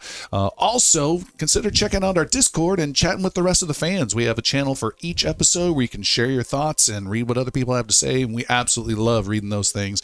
Those are one of our favorite parts of doing this. You can check that out at ingloriousbards.com. Click the Discord link. One other bit of bookkeeping here. Apparently, we have a birthday that happened during our off time, and it was our dear Chris playing Yannick the champion, and Chris gets a birthday hero point for that. Yes. That's the most joy you'll ever get from Yannick. You get a dark birthday hero point. No. Furniture Slayer. Speaking of Yannick, you are in this tall chamber with these fleshy giants. I'm picturing them as obese, extra growth, sometimes extra appendage, fat, attack of titan You said muscular. obese, what, fat now? You're going to call them large too? Big boned beauties. Are they husky? A little husky. That are slapping their way to you with flesh feet like appendages and swords of crystal sounding magic. They have an edge that kind of glimmers as they are coming towards you, incredibly slowly. I'm thinking like one action every other turn slow. Couple questions. So in that room past them, there's another passageway, is that correct? Correct. And then second question is, are these fiends? Yes. Okay, well that makes some decisions that Because of your fiend oath. yes, because I am. They may not be fiends. They're fiends. We don't have to attack them right I now. have to attack them. But you don't have to Dash, use your come in! And Yannick will try to. So there's 4 of them coming at him. 2. Two. Only 2? Oh my god, it's so easy. And he will. There's an episode title. Yannick's hubris. Yannick's last words. Yeah. All right. How far apart are they from each other? I'd say 30 feet. Okay. So Yannick will Opposite try ends. to cut the closer one off, and will step up and swing his longsword mightily at this creature. Okay, make 2 turns of attacks. So 3 with a -5, and then reset -5. Okay. Type thing. First one, I'm going to go ahead and use that new hero point. God, I rolled right a off the natural bat. one. Second is going to be a 19 to hit. First. Okay, Yeah. First one's 19 to hit. Did that? that is a hit. Okay. And I rolled a 7 plus 7 plus 4, 11 points of damage. Big cut. Second one, even with the -5, is going to be 21 to hit. That's a hit. 12 points of damage. 23. And then the final shot is a 4. Okay, that is a miss. All right. So New round, it is going to attack you after you finish this round with 1 attack. So you get 3 attacks, then it'll get its 1 attack on you. Okay.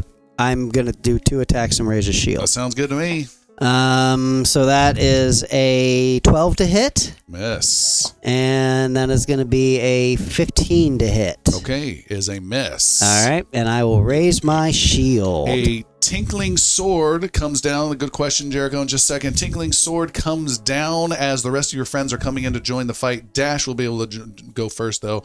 But the sword's coming down on you with a 21 to hit. That will actually miss because of the raised shield. Oh, glances Nice. off of the shield Because that and will take my armor class to misses. 23. The other one's closing in, but it can't get an attack on you. Dash, you get a turn, and then everyone else can reset and go. Okay, great. So the first thing Dash is going to do is activate his impulse and his elements. And when he does so, the ground kind of ripples out from under him, and he throws an elemental blast at the first giant that Yannick was attacking at for, that's a 12. Okay, that's a miss. Probably not a hit. And then he's going to, from where he's, so how close is Dash? Because he was coming towards when Yannick approached him. So is he as close as you want to be? All right, so he's within 30 feet, which is all I'm asking. I want to make sure I can get that attack. Throwing out with the other 2 actions another elemental blast of stone right at him, attacking for, that's much better, 28. That's a critical hit. Fantastic. In that case, he's gonna take all sorts of goodies. This is the bludgeoning damage of Earth. 7 plus 4 is 11. Times 2 is 22 points of bludgeoning damage. And with the critical fail, that's a blast, not a tremor. Okay. Yeah. You pummel and tenderize lots of meaty flanks of this creature. It buckles and drops to 1 knee, but is still alive, but badly hurt. It is now a new round. All 6 of you may go in any order you choose, and then the creatures will all, there are 2 of them now close together, and they will each get 1 action after that. I think it would be good if I can get my courageous anthem out to bump up everyone else. So I would start off with that probably, and I'll give a little ring-a-ding-ding in the song and try to pump up everyone's anthem. And just a straight the courageous anthem, give everyone a +1 on their attack rolls, damage rolls, and any save versus being feared. And what type of bonus is It's a status bonus. Status bonus. And that's 1 action. And then for my last 2 actions, I would use the cantrip Electric Arc and throw up my hands, and bolts of electricity come out at both of them. They make a DC 20 basic reflex save. That's not a bad roll.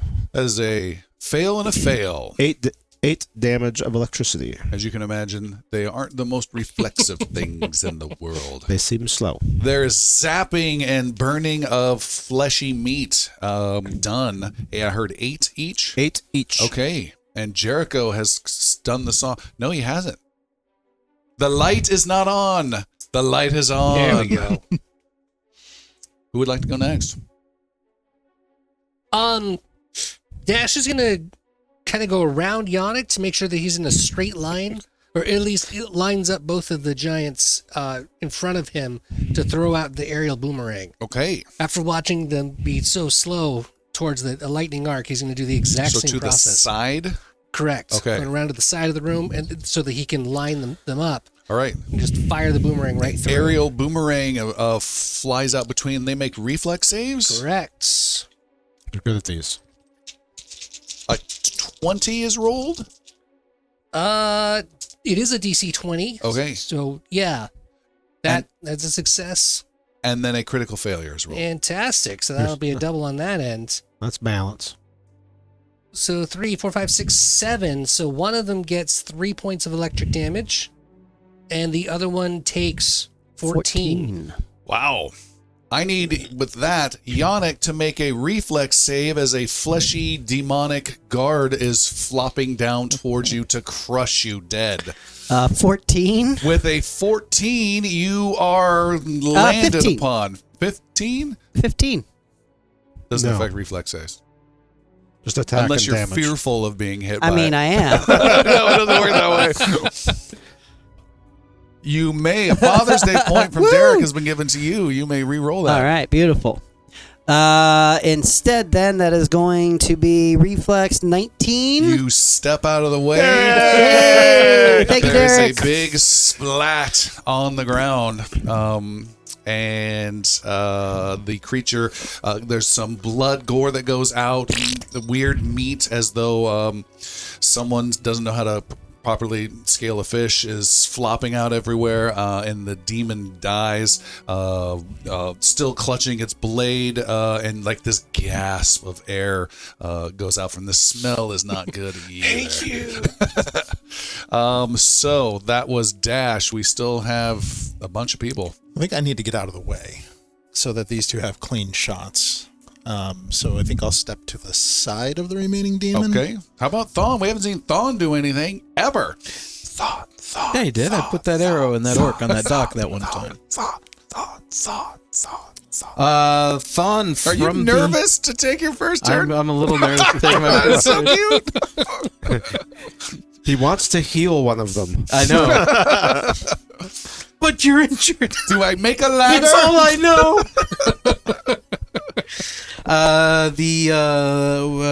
The only creature standing, I guess, Yep. is going to be a chosen target of my said ranger, and will lash out with bow and arrow. What is your from first the side action? To attack. Just a shoot. Standard Yes. shot. Okay, make a shot. Does sneak or hiding fall away, or sneak fall away when you take an action like Not that? on this one. They have spotted you, we're going to say on this one. Okay. All right. So I'm doing that and that. All right. First arrow in combat Yes. fired by the ranger. A 28. Yeah, buddy. Critical hits. It's good first action. That's a nice first First start. action. Hemlock's looking a little jelly over there. That's that. The arrow flies straight and true. 26 plus 8 plus It's 412 damage. And And that 2d6 plus 10 plus 8 jeez, man. plus 1. 10, 17, 18, 19, 20 points of damage. 20 point. And 2d6. No. Now doubled 40 points. of What? It was a critical hit. So describe your damage breakdown, because I don't understand the 3 different dice. The 2d6 is the initial bow. Okay. The d8 is for declaring the creature. Precision the precision damage. strike. It does not have critical weak spots. Okay, I Sorry will about take that. out the d8. Then it is a deadly item, so that is a d10. It has a +1 on the bow. Oh, don't forget this as well. And I'm adding that. Yeah. That's what made it 20. So now it is 17. Not quite. And again, Yes. you're getting used to things, so I know I'm correcting Sure. already.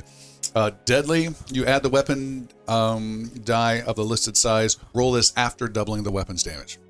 After doubling the weapon's damage. Okay, so then we'll change things around. So I have 7, 8, 9. In total, 18 times 2, 36 is what I have.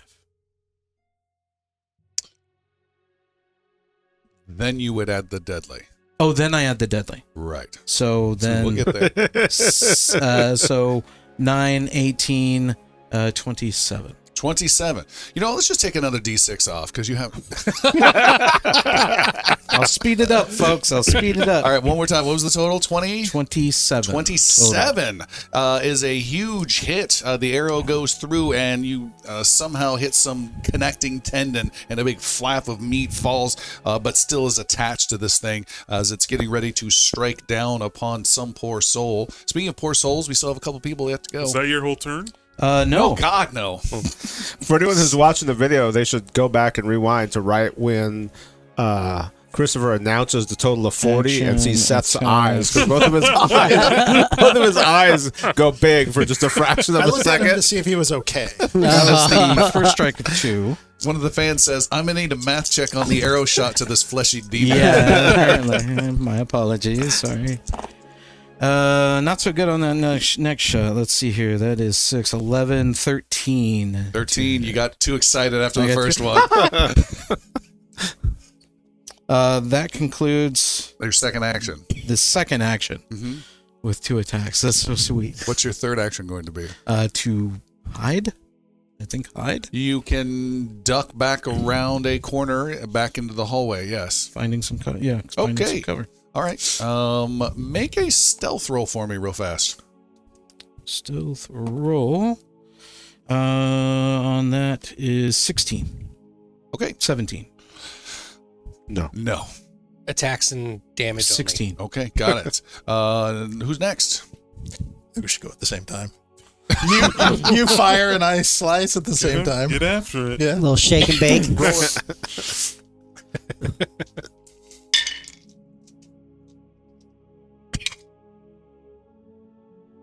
31. I got a measly 20. All right. So don't bother. And then Christopher, pay attention to what's about to happen over here. I'll show you how the critical's done. He rolls 2d12s, though. 34. 34 added points. 35. 35 points. Well, that should be doubled. So it'd be 36. Yep. No, my crits don't double. So It's added at the end. of the I because of the fatal D10. Fatal?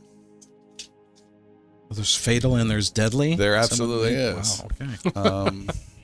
Welcome to Pathfinder. Right? Because Yes. it just what it does is it instead of the D6s, I go to D10s. Right. On a critical hit, the weapon's damage die increases to that die size instead of the normal die size, and the weapon adds 1 additional damage die of the listed size. Yep. Okay. So it's 3d12. All right. So you blast the creature in what appears to be some sort of strange throatal region. You're not sure, but there is a gush of goo and big chunks of flesh fly out the back.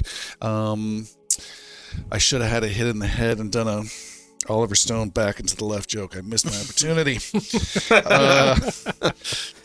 Which way did they go? Do it again. Do it again. Into the left. Which way? Back into the Which way? left. And the creature falls backwards with a huge to the left. splat to the ground. It's one steady movement. Yannick is rolling out of the way of the first one. The second one comes after. He stands up and Charlie Chaplin's right into the hole. Oh. Which hole? And the creature drops. Well, since I succeeded in my strike, I slice it in the leg and I say, and stay down! Nice. Yeah. Woo! Nice job, Galen. How big are the swords? Oversized for sure. For sure. So they could fit into a bag of holding if it were a larger bag of holding? Sure. Bag of greater holding? We need a demonic bag of holding. Yeah. Don't touch it, Galen. I'm about to touch that sword. Don't touch it, Galen. I'm about to. I'm checking the Touch it. sword. I'm Touch it. looking, Gonna shadow examining it. dark doom around it. You take a look at one of the swords. You you can immediately recognize that it has runes that you guys have experienced before. So it has a rune of potency and striking within it. Oh, my goodness. Same thing for the other sword? Has the same thing. You're not detecting magic, though, on it, right? I am. You are. I have been probably stopped during the fight, but I had been continually running That's it up true. until this point. Okay. You detect magic on the blades. Beyond the presence or absence. No, you can just detect that they are magic. Both of you can make a arcane or primal roll, or occult, actually. There's a primal roll?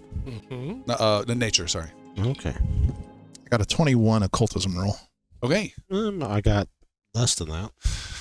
So you identify it has those runes. It has the tinkling sound was bonus strange demonic energy that they, if they got a big nasty attack hidden, could use their flesh to engage and swallow someone with their own flesh. But that is completely separate, and that magic you can sense is now wane. Got it. And Dash has an anti-swallowing cloak, I believe, or something. I have of an that Eon nature. Stone that floats Yeah. around you for a +1 against swallows. Yeah. Take that. All wasted on this fight. You should have been up front. You guys, these are some very, very powerful swords. But as you can see, they're very large. Can they go in your bag? Can they fit? Can we extract the runes from them? How long I think does it'll it take take some a room time. down? Yeah, about 10 minutes. I'll guard the stairs. Yeah, let's take the runes, leave the swords. We don't need to bring anything with those symbols on them. Okay. Yeah. You guys can take a break. It will take a delay of a tension die. we That will makes add. things better. I think for four runes, I think it's worth a tension die. Okay. Jericho, you got that sword there? Sure. All right, I'll work on this one. All right, you guys kneel down and start to work on these swords, weaving your bardics, hymning a little song of ancient magic and detachment, as well as you using some esoteric stuff to bring out and sprinkle here or there. And you're able to every time. try and extract these runes. Okay. While During all that that's time, going on, Yes. I will heal Galen with He's 5 points down. with lay on hands, Lay on hands. and then rest while that's happening. sounds good. All right, I'm adding the 6th die. When the 6th die gets added at the time, it gets rolled no matter what, and the whole thing gets reset back to nothing. This is our tension dice that we're rolling, and if I get any stars, there's 1 star on any of these dice, which is very likely, then something complicated happens. And I know exactly what it is, and it will happen immediately. I got one! Oh boy. How many did you actually get? Just the one. It's got to be the single. There's only one. Just the one. I All use a right. hero point. So the good news is all the dice are done. The bad news is that as you're sitting there and you're getting these runes out, you can also attach them. That takes even faster. So who's going to claim them? There's 2 potency and 2 striking. Yes. Who doesn't have any? Yannick doesn't. Your second weapon. I have a Thon. longsword that is bare. Your second weapon should get My one. second weapon. Yep. And something yours. Well, I mean, we got 4 different things. +1, plus a die, plus a die. I already have a striking on mine. So add potency. You want me to yours. add a potency on Yeah. mine? So potency. Your main weapon seems Thon seems to be It is quite elevated. enhanced. Dash doesn't use weapons, and Don't forget. Jericho doesn't really use weapons. So then, Put on I one have of a yours. secondary weapon Put on your facade. that is useful. I use my longsword far more often, Put on your but longsword. I'm tempted to put it on the Fishard. But I would put it. Oh man, that retribution axe. Roll die. I would put a rune on the longsword. So the striking, you're going to get double Yeah, damage. striking rune on the longsword. Okay. Everyone know what they got? Yep. Write it down somewhere. So was that all? Until Tom So I took a speaks. potency, you took the other potency. He pointed at me. But Galen. Yeah, I think so. So 2 potency. So there's then 1 more striking. Or your longsword. yes. Sure. That's his secondary weapon. Unless Secondary someone I needs mean, it. I'll put it on Wait. one of my. I can put another one on a pistol, Sure right? can. Oh, that'd be good. Yeah, do it. So that'll add another dice of Oh, damage. yeah, we don't trust on Correct. yet. That's right. Am I He's- proceeding with the he's still striking? new. No. No. No. I No, think we Seth's stole it grabbing from you. Put it down, little Steve. Noob. All right. As that happens, there is a wash of unsettlingness that crosses over the group. This feeling. A sense of dread, a sense of doom that washes over. That Galen's like, here it comes. What I guys need you to do is make a roll. Failing this roll would obviously not be ideal because you will gain a level of doom. The good news is that it is not a strong essence coming at you. It is just a willpower 12. So pretty easy to make. I think almost guaranteed for some of you. If I don't roll a 1, I got Except it. for 25. okay. 26. 14. Ooh. 15. Okay. 13. 25 for With a dash. 13 over there. All right. Everything's My die good. has been a prick. That's how much. And everyone just lets it wash past you, and you are all none the worse for the wear. See, those tension dice are nothing. You okay, Galen? I've been better. Just need a good night's rest. Maybe 2. You guys want to camp out here? Too many eyes No. of the All-Father upon No, it. we're, Too many eyes. He is well watched. Well, let us let's go. push forward. So we've searched the room. There's Nothing- stairs up. And a We Yeah. haven't searched the room. No, we haven't searched the room. You have searched the room while you were there. You have found nothing on these guys and We did- nothing we of did value. search the Outside the window, you do see a view of a different angle of the ships. Hemlock, you in particular looked at the other one, but it seems to be slightly higher, as though you've ascended. Okay. So even though we've gone flat, we've Correct. gone up. I like this. Galen takes a little chunk of the flesh monster and throws it into one of his various pockets. Dash stares at him disapprovingly. So does Yannick. Time. a little jerky. Took one of the phalanges. This is why I never buy anything from his store. So there's up and what else? 75% lean beef. You don't get it.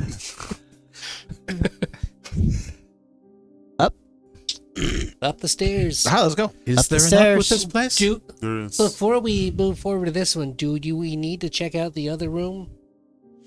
Oh, There's another the Twinkie door. Light room. Do you want to go to that one? Or you want to keep going here?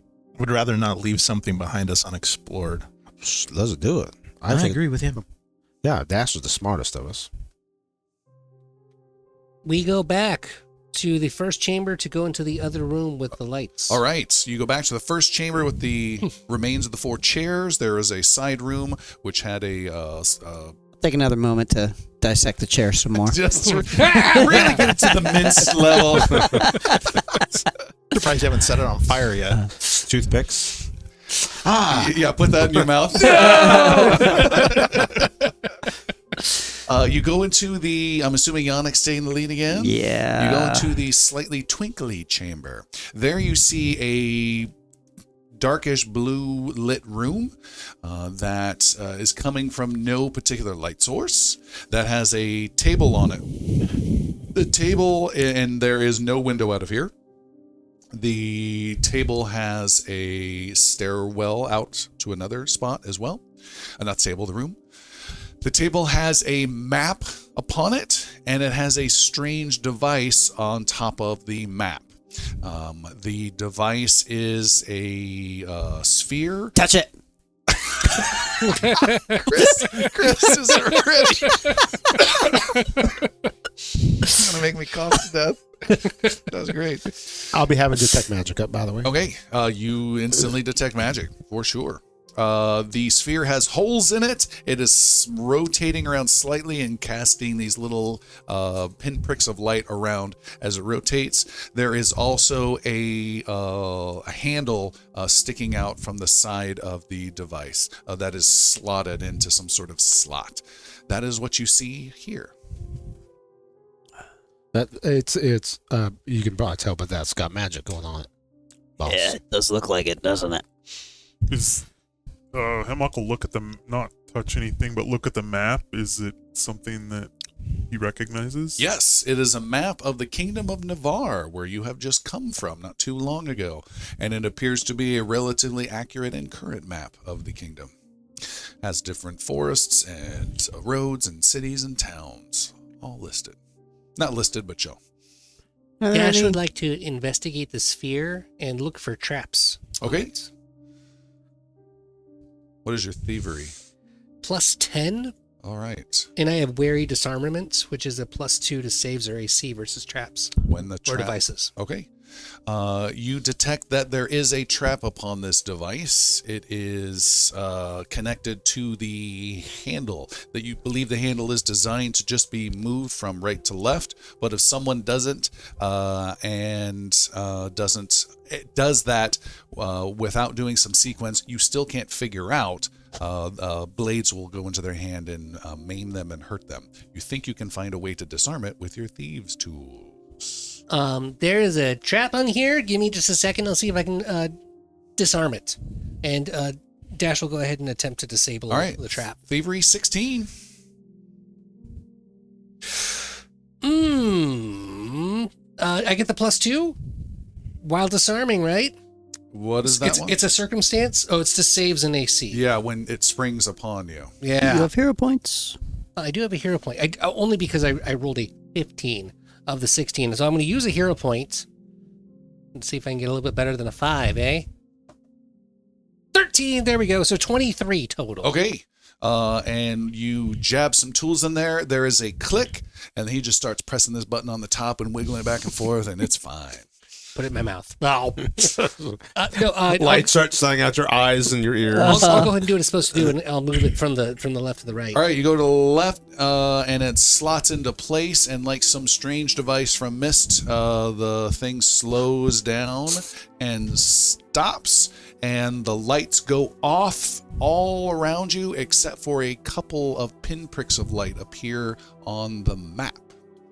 And the lights appear on the forest of Benmaro to the south of Navarre, to a big lake to the north of Navarre known as Old Castle Lake, and then a collection of dots around Tabernacle. How many?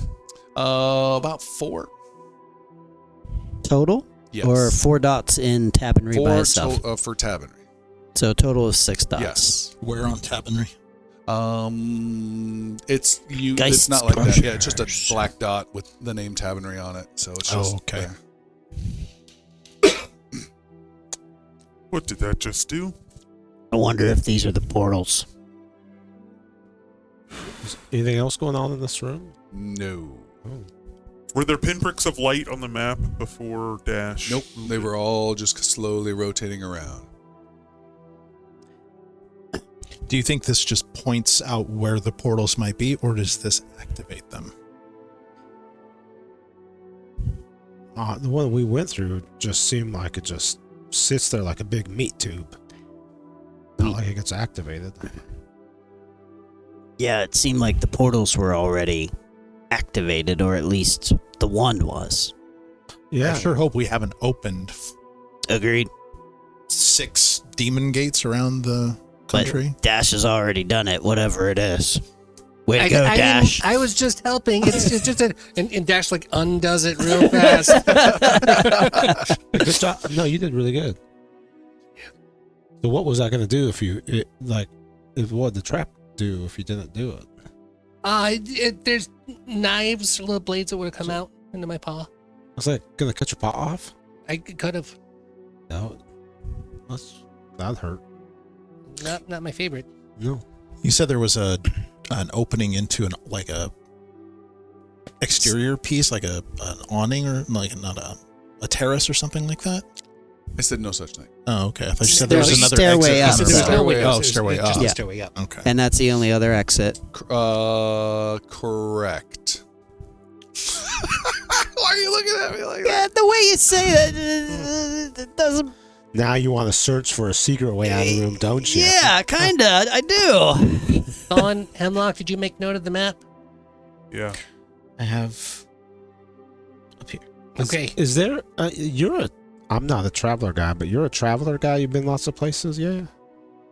Some places, not every place. Well, no one's been everywhere. Where those two lights were outside of town. Is there like anything special there? They seem to have no real specific location. Just Like there's an collectively old appear temple there, or is there a cave there, or something? Some would vanish into a rock.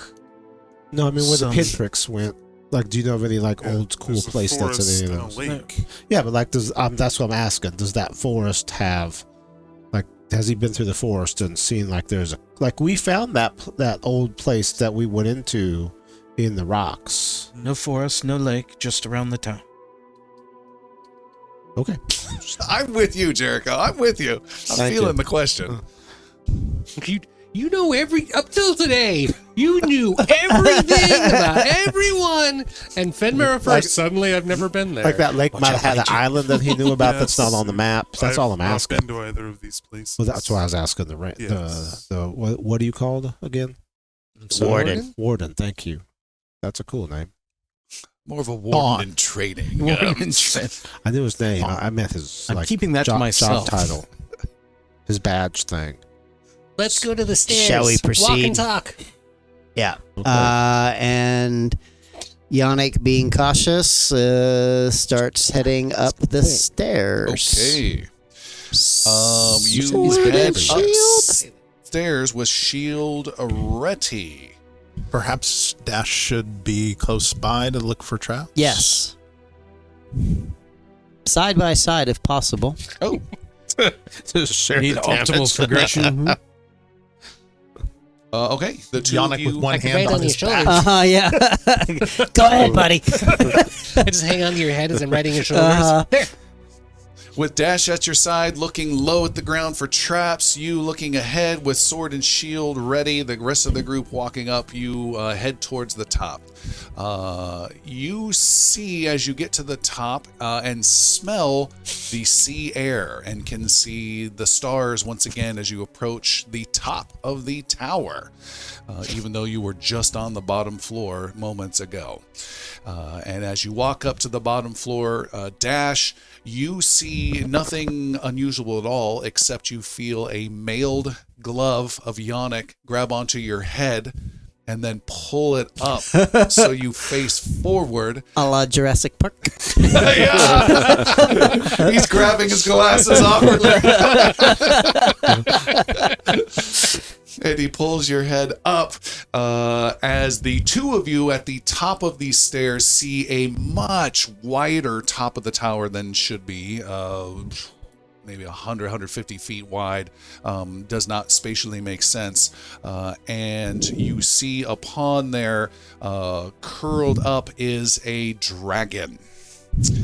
Of pale bluish color, huge claws, wings tucked behind it, and sometimes little crystally glistening mirror-like membrane, particularly to its wings.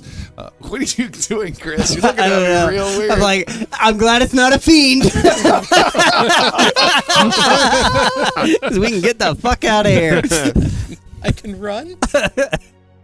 That is what you see. Both of you may also make perception roll. 2 perception rolls. The two at the front.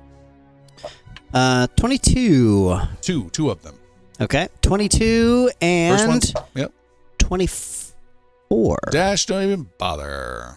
I had a 25, but that's fine. No, that's fine. You see there is a Nice roll. strange statue that is mounted on the battlements that circle the tower.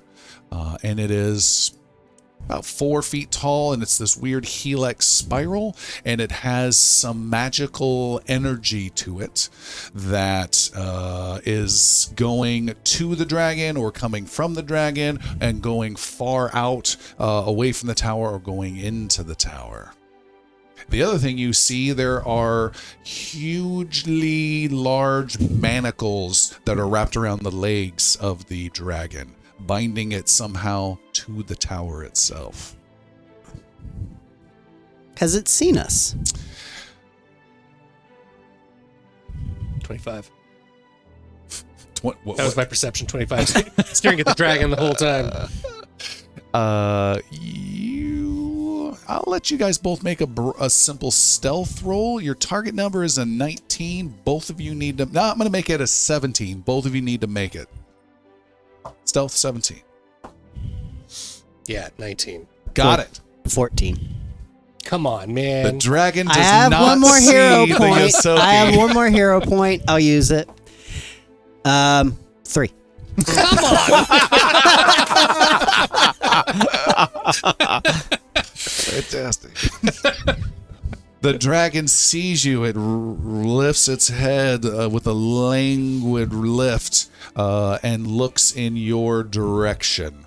And you see a mist spilling out of its mouth, and it starts to shuffle. You hear a scraping of its scales on the tower top. It is a large creature, a huge creature, some would say, and it is slowly rising from a slumber. Oh, we mean you no harm, and do we get the hell out of here, Dash? What do you see? I think it's a prisoner. I do too.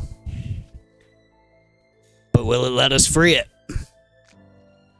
We can What's ask. going on up there? It might be bad guys. Don't yell. Have you never done this before? Have you ever encountered a dragon? Nope. Do you know if they're intelligent, right? Yep. Do you think it would talk with us? Maybe. Do you speak dragon? Nope. Dang it. Does anyone speak dragon? The dragon rises to its feet and starts to slowly unfurl its wings. I would love to talk to a dragon, to be honest. Do you speak Draconic? I speak many languages. Are any of them That's Draconic? hurtful. I can speak things. Including the language of love. Say an old Byron, we mean you no harm? As I'm backing away? In that exact tone? Yeah. That would be a question mark. You also have the stage direction. So you're backing away down the steps. We mean you no harm, spoken in Old Byron. The dragon rises up, and you disappear back down the stairs successfully. Dragon. Did- Big dragon. Does anybody speak Draconic? No. No. Who speaks dragon language other than dragons? Hemlock, Kobolds. tell me you speak dragon. Those in Charvain. Dragonkin.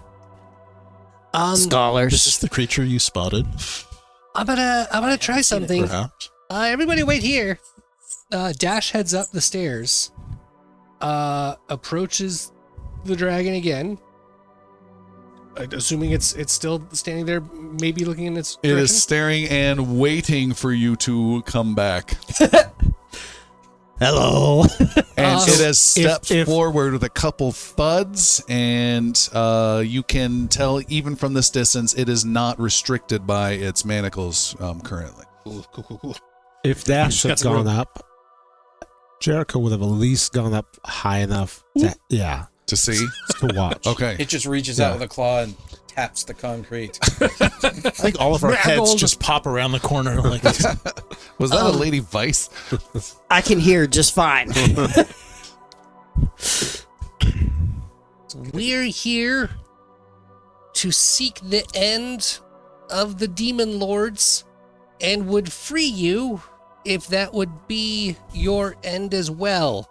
Dash says slowly and speaking in Sakroth, the underground speech of the lizard folk. The dragon speaks back to you. In what language? In the language of common. Does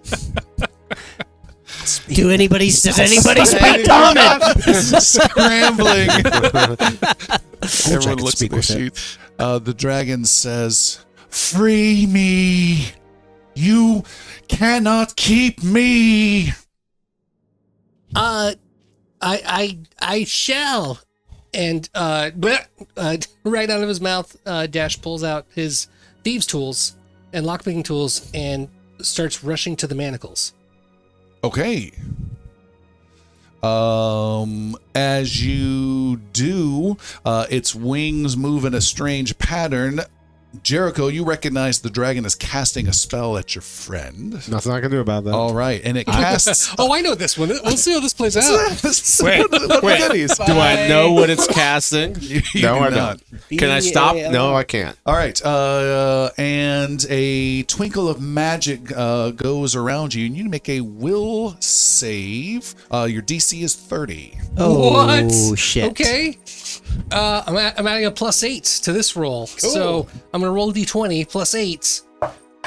That's me. And it's, I rolled a 3. So it's an 11. That's a critical fail? Okay. With a critical failure, you have been affected by a misfortune spell. And your next attack roll or skill check will be rolled twice and will be the worst result. Well, it just sort of did itself in. Maybe it deserves what it got. I don't know. When I see it, and I can't tell what that spell is, but I see it doing something that my friend, and particularly the one that, my best friend, I would step up. And I'm used to trying to talk people into things, but I would do my cantrip of read the air, which is where he tries to kind of get a feel for what's going on in the situation. Mm-hmm. It's the one that lets me do a recall knowledge to kind of gain information about what's the situation, the social situation that's going on, but then make a diplomacy check, and I get a +1 on my diplomacy check. Okay. To try to, and I just want to tell him, we mean you no harm. We did not even know that you were here. We really do want to hurt the people who have captured you and help you. And that's the only thing we're here for. And my friend wishes to help you, and we all do. We mean no harm to you whatsoever, sir. Ma'am. Dragon. The dragon watches you closely as you approach it, and kind of does like a big claw in front of you, Dash, a claw behind you, and as you keep going, like it's putting you between its claws as you get closer and closer to it. And then I need Jericho, you to make a diplomacy roll with a +1 bonus for that to read the air cantrip. 22. With a 22. The dragon watches Dash, but speaks to the bard, and casts a glance at you to the side and says, "Then who are you?" My name is Jericho Quintilians. We come from the land of Navarre. I don't know how far away that is, but demons had attacked us and our city. And we were trying to track them down and stop them from hurting our friends and our townsfolk. And this is my very best friend Dash, and he was trying to take those shackles and chains off you is what he's trying to do. Don't swallow me, please. He does not taste good. You won't like that +1 versus swallow. Dash, you are working on the chains. You put your lockpicks to work. Make a thievery roll. You're going to roll twice with this misfortune effect and take the worst of the two rolls. All right. So one of them was a 10, the other one was a 15, so that was a 20 total for the lowest roll. All right. Well, great. Great job. You are able to work on it. The dragon watching you closely. You feel a closeness of its breath is right next to you. You see there are, again, this bright bluish mist that kind of trickles out between its teeth. And the mist seems very strange to you, very magical mist. You don't want to get closer to it. When there is a click and you get off a chain to the dragon. And the dragon looks down and says, "How do you do this? These are magical. These have bound me. You are a gatekeeper of this place. A demon cultist." Oh, no, that's not... I use elemental gates, not demon gates. See, I have a... Use your demon key to free me more. Okay. Cultist. we actually kill demon cultists is what we do. I'm a cultist with the demon key. Jericho, it's fine. It's fine. We're helping Mr. Dragon. Oh, by the way, what's your name? The dragon turns from Dash, giving you some little bit of time to do whatever you'd like to do. As I said, my name is Jericho Quintillions. You know who I am. You have brought me here. I most certainly do not. You and your Lord Vestrath have enslaved me. Oh, I hate Vestrath. He has been trying to hurt us for a long time. He killed one of my very good friends named Agiri. Well, his people did that follow him. But we killed all the people that killed our friend. Sent a bunch of demons after us. They were horrible. Some of them threw fire and made fire explode. And it hurt. And if you look right here, it's only been a day. Do you see these burn marks? See the hair that's missing? That's where that fire hit me from some of those bad demon cultists. I don't like them. Vestra sent them. And like I said, they killed my friend Agiri. Are you familiar at all with Carahel? Because he was a wonderful follower of Carahel. Oh, and the other guy that you first saw, the one with the sword, he's also a follower of Carahel. What are you doing in all? Don't mention me. Just tuning them out and going to the manacle. Just trying to keep attention on me and not on Dash. A dragon who is immune to sleep is like nodding off. That's great. You are able to get all the manacles off. And they all drop to the ground. The dragon moves around with speed and curls around you for a bit and moves, hitting the towered stone with reverberations as it does so, taking up a great deal of the space as well. It still has this bluish magical connection to the helix statue that continues off into the distance. Is the helix statue made of stone? It is. Dash wants to try something he hasn't done before. That sounds good. It's called extract elements. With an extract elements, you extract elemental matter from a creature's body, so it specifically says creature or whatever it's targeting, to weaken it and take its power for your own. Target a creature within 30 feet that has a trait matching one of your kinetic elements, or is made of your kinetic elements. Okay. I don't know if it's a creature, if this would work in this one, but what I'd like to do is pull the stone apart, pull the helix statue apart. Okay. That he seems to be connected to. All and right. Whether it means pulling the stone into myself and putting it into my elemental gate, which is something I could do, or if it's just about breaking it down. All right, you try said thing. It is not a creature, so the effect does not work in that way. Is there a way to determine what type of dragon this is? There is. Blue. I'm going to go beyond that. Big. Color is Big just blue. skin deep, and I need to figure out what kind of There creature this is. Specifically blue raspberry. Now, that would be a great one. Wait, there it is.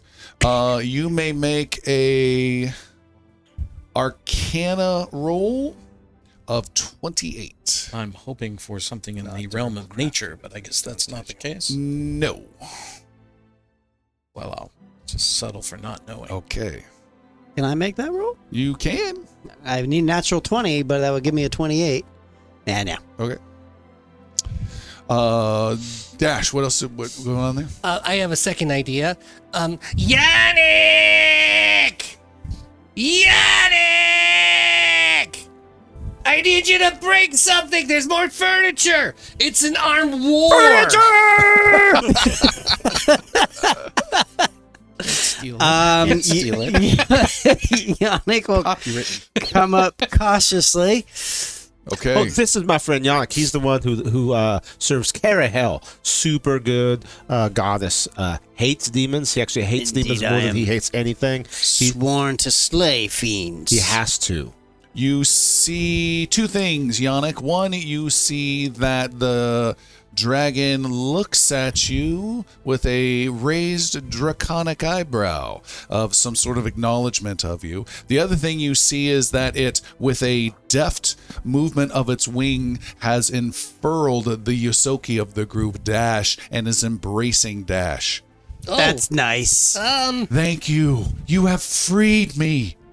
What you said is what you did. Oh, you're a lady dragon.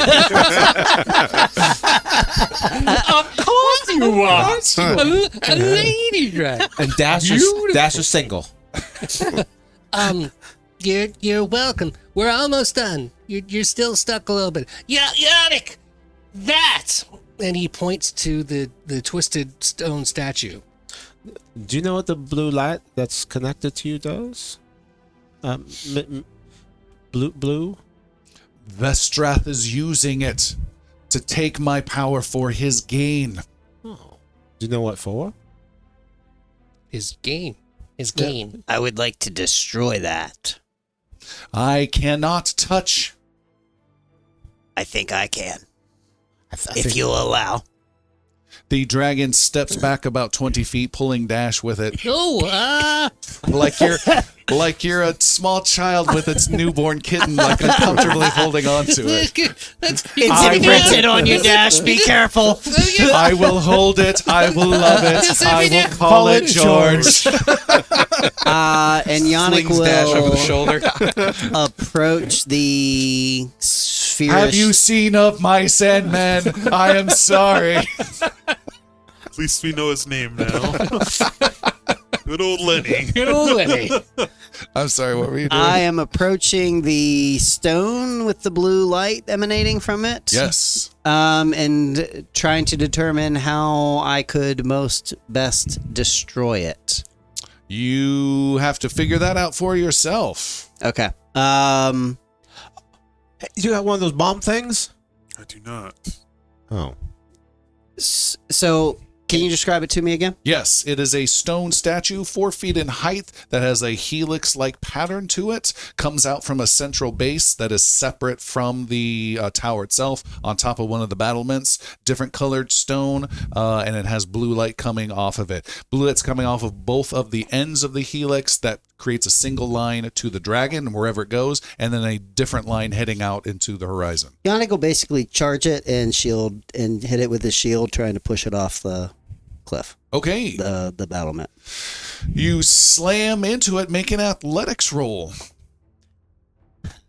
That is going to be 22. With a 22, you slam into it. There's a huge clanging sound, and the statue's strange device falls off and tumbles down and drops. The line still connecting until it smashes into the ground into a bunch of pieces, and then the line fades away to the dragon. The line fades away far off in the distance. The dragon shifts around uncomfortably, moving around, head swaying, Dash being moved around uncomfortably, still held firmly, but violently also being moved around. You are free. Why have you done this? An enemy of Vestrath is a friend of ours. Yep. The dragon stomps around uncomfortably and drops you, Dash. Whoa. You are yesterday's news. Reaches out and grabs hold of Yannick and pulls you in with the other end. That's nice. Quite pleasant. You have freed me. Yes. You are free. I am in your debt. I am glad to hear that. Let's just call it a favor for now. Give me a hero point. There's still a common courtesy that is missing here. Yeah. We still do not know the name. Can you give us your name? The dragon leans in close with its mouth to you, no longer dripping this strange mist from betwixt its teeth. It leans in close and says, I am Luminara, and I have seen you before. To you, Yannick. Where have you seen me, Luminara? I have seen you in my visions. I am an omen dragon, cursed and blessed with futures seen and futures wasted. Is there a thing you've seen that might aid us in our quest to destroy Vestrath?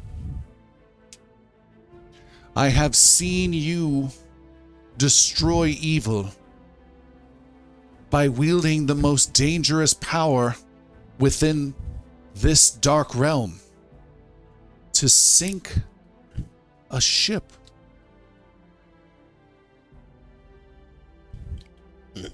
And death did follow. Do you know if these ships, if any of... There is one ship that has a portal. Are there more? I know not of portals. I have my flight to set me free. Then be free, friend. Hemlock would like to approach. Go ahead. Ooh, not yet, please. Go ahead. No, go ahead. That's just what I thought. Be free. Wait. Yeah. In a moment. I hearing all this, I mean, once, the dragon wasn't destroying his friends, Hemlock would have approached. The mini barrel of your gun winds down. Luminara, I am Hemlock. Do you know where we are? You are within Vestrath's hell. His lair is close. I flew there when I was taken by them, but they brought me back and chained me. Are you able to escape this place now that you are free? I can, and I can take you wherever you would wish to be as my thanks. Oh, let's never-ending story. This bitch just come right over to.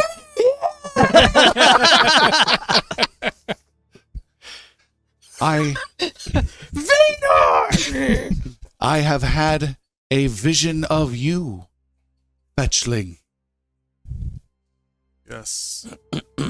I have seen you trade and do business, but the exchange of goods for coin will spell your doom.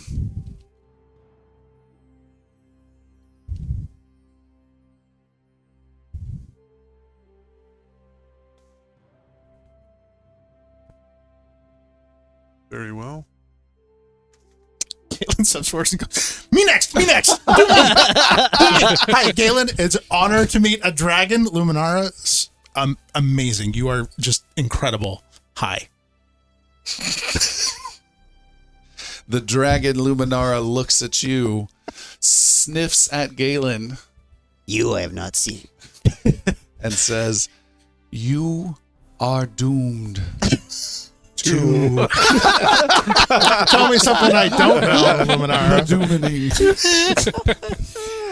It's just a thought. Now that you are free and you have your power back, are you the most powerful thing in this realm?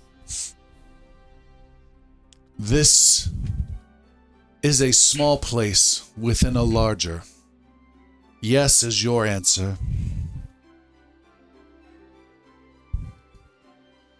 And home is where I will return. Can you destroy the ships in the harbor? The dragon climbs up on both things and says, yes.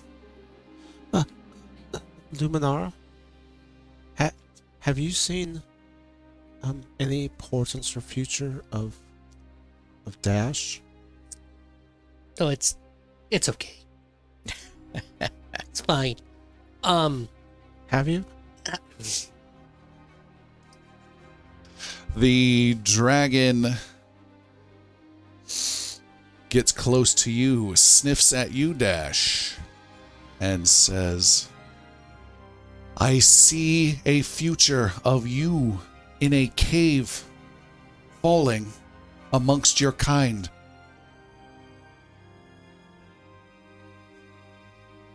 Well, that's great. Thank you.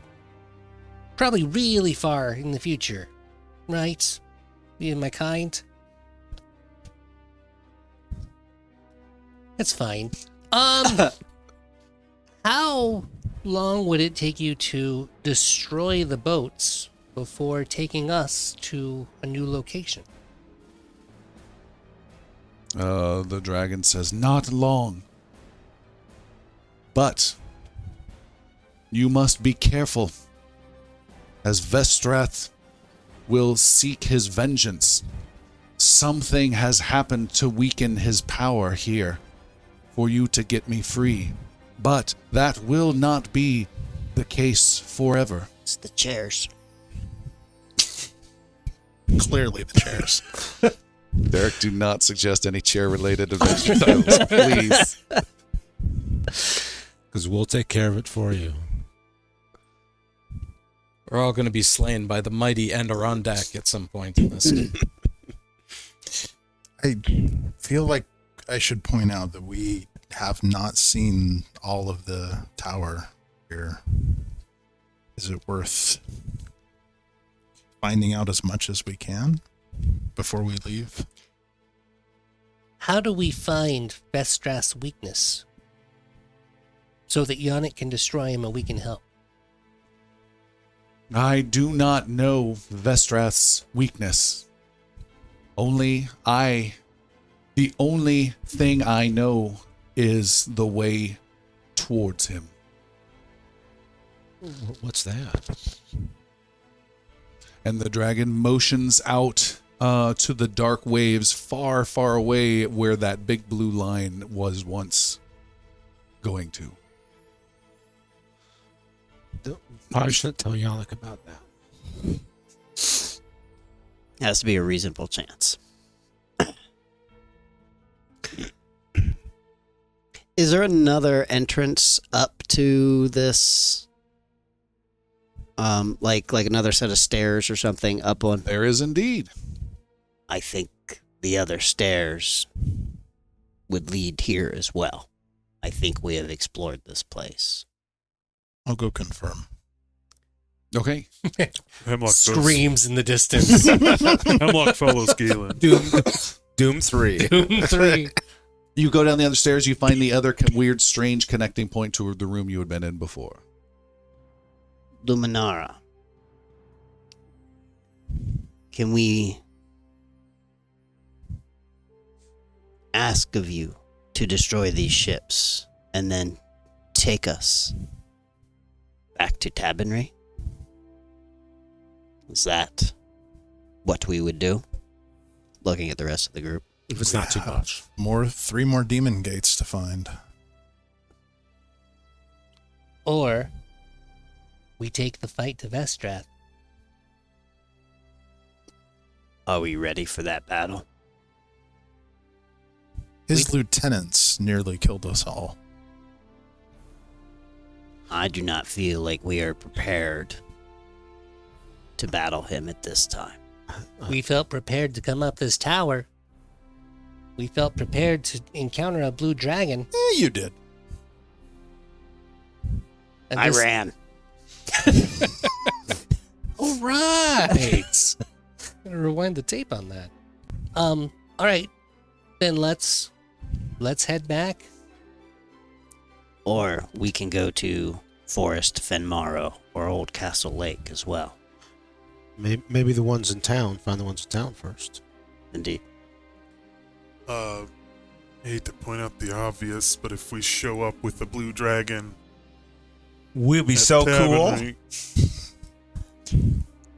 might draw some suspicions. What are you thinking? Go Maybe back just- the way we came and let the dragon burn the ships after we've gone through. So that we don't draw attention to ourselves as being the one who freed Luminara. It's a very Exactly. tactical approach, considering the size of our friend. Luminara. We have came through a portal. If we return through that same portal, once we are gone, will you destroy these ships as the debt, and then we will be even for freeing you? There is a great deal of weakness to Vestrath's power. I can do that. Now, if he's weak, maybe we should destroy him. Yeah, I just want to say, okay, this is selfish of me, but if we flew back into Tabernary on the Blue Dragon and Glorine saw me, I also vote for flying in on a dragon because that's just the coolest thing ever. Luminara, Your reasoning is. would it be he's so reasonable sweet. or possible for you, if we decided it, to take us to Vestrath's location? I can take you to wherever you would wish to be. But you wouldn't be captured again if we're there? When I travel with you, I will go to wherever I wish to be, which is back to my woods of Fenmaro. And then you will go to wherever you would like to be. Well, would it be possible that we could see your home in Fenmaro? If that is where you wish to be. I don't know if we'd be riding the dragon. She just might be able to create locations for us to get to. That's what it sounds like. So there was she's from Fenmaro. One of the demon gates is in Fenmaro. That's probably How do how you they suppose they captured captured her. Where is Fenmaro? To the south of Tabernary, in the woods. In the maps? Okay. I think we should do that. Go to Fenmaro? Destroy these ships, go with Luminar to Fenmaro, and destroy that demon gate as well. How far from Tabernary is Fenmaro? Find out when we get there. No. There are 3 open demon gates, to the best of our knowledge, still in Tabernary. Not if we destroy these ships. We don't know that they all come from these ships. We don't know that they don't. Correct. We don't know. But we do know that Vestrath is weak, according to Luminara. Vestrath isn't in Fenmaro. But you don't want to go to Vestrath. No, I want to go home and protect Tabernary. I want to protect my wife and Peg's Tavern and all the people we know. Yes, Our home. that makes sense. We either take on Vestrath, in my opinion, or travel back to Tabernary. Man, I think what does the warden think? I know of 2 things. What you take away from an enemy of great value, they will come and seek. We've done one of those. The other is restricting their advances in the best way possible. They may be ready for us, they may not be ready for us, but certain tactics are of priority. I would say burn the ship, destroy the towers, return to Tabernary, prepare a better offensive. these are some of the teachings of the High Ranger. It sounds like we are mostly in agreement to return to Tabernary. All right. I do wish we could face Vestrath, but I fear we could not win. Not yet. Not until we gain more knowledge and strength. I believe that the knowledge and strength that we would gain is no longer in Tabernary. But the gates are, and we must destroy those. We have family and friends in Tabernary that must be protected. As a reminder, just for everyone, just for the last thing to say, the last attack on Tabernary that scared everyone, that we had to fight true demons in, did not come from a gate. It came from the sky. It came down on us. Now, apparently, we just weakened Vestrath. We freed Luminara. I don't think that a few demon gates, bad as they are the real issue in Tabernary. I feel like it's the strong powers that are being pulled from other locations. Whether it's the woods of Fenmaro or the Old Castle Lake, I think there is places that we can be more helpful and cause more damage from. Because it's not coming up from the ground. It's not coming out of the hole that the crone was from. They're now coming down from the sky. And if we go back to a place of magic where dragons live, we can find ways to be stronger and fight more of them. The dragon also said that we kind of just put a target on our back, and we might not want to take that target back home. Luminara, were you captured in Fenmaro? Forest of Fenmar? I was convinced to come. I was tricked. I was not able to see a future to avoid Vestrath's lies. And I was too curious. There was a future I could not see that was intriguing, with a promise that coming here would reveal to me. And instead, I was shown the vastness of Vestrath's realm, and then taken from there to this place. Do you have any wisdom for us on the path we should follow?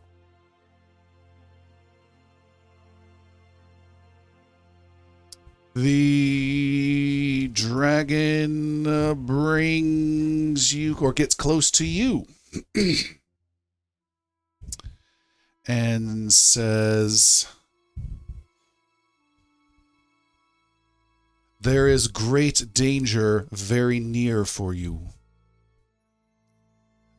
There is also a tremendous return to power that Vestrath will have shortly. I do not know if those are separate or the same. But I am grateful that you have freed me while his power is weakened."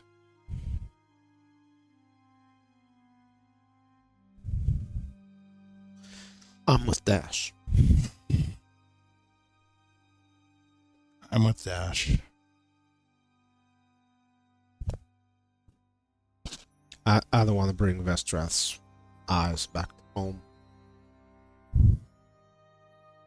It almost sounds like we should take that fight to Vestrath. But well, let's decide. Yep. We talked long enough. Let's go kill the demon lord. I'm behind Galen, and I look at Galen and nod my head with Dash. decision And it rests seems on your we're hunting shoulders. demons. Luminara, if you could please destroy these ships and then take us to Vestra. I will do that. And then we will owe you a debt. Luminara then turns from you and climbs up onto the battlements, crunching a little bit of stone, really unfurls her pale blue, almost luminescent wings, and then launches off. And there's a roar, not of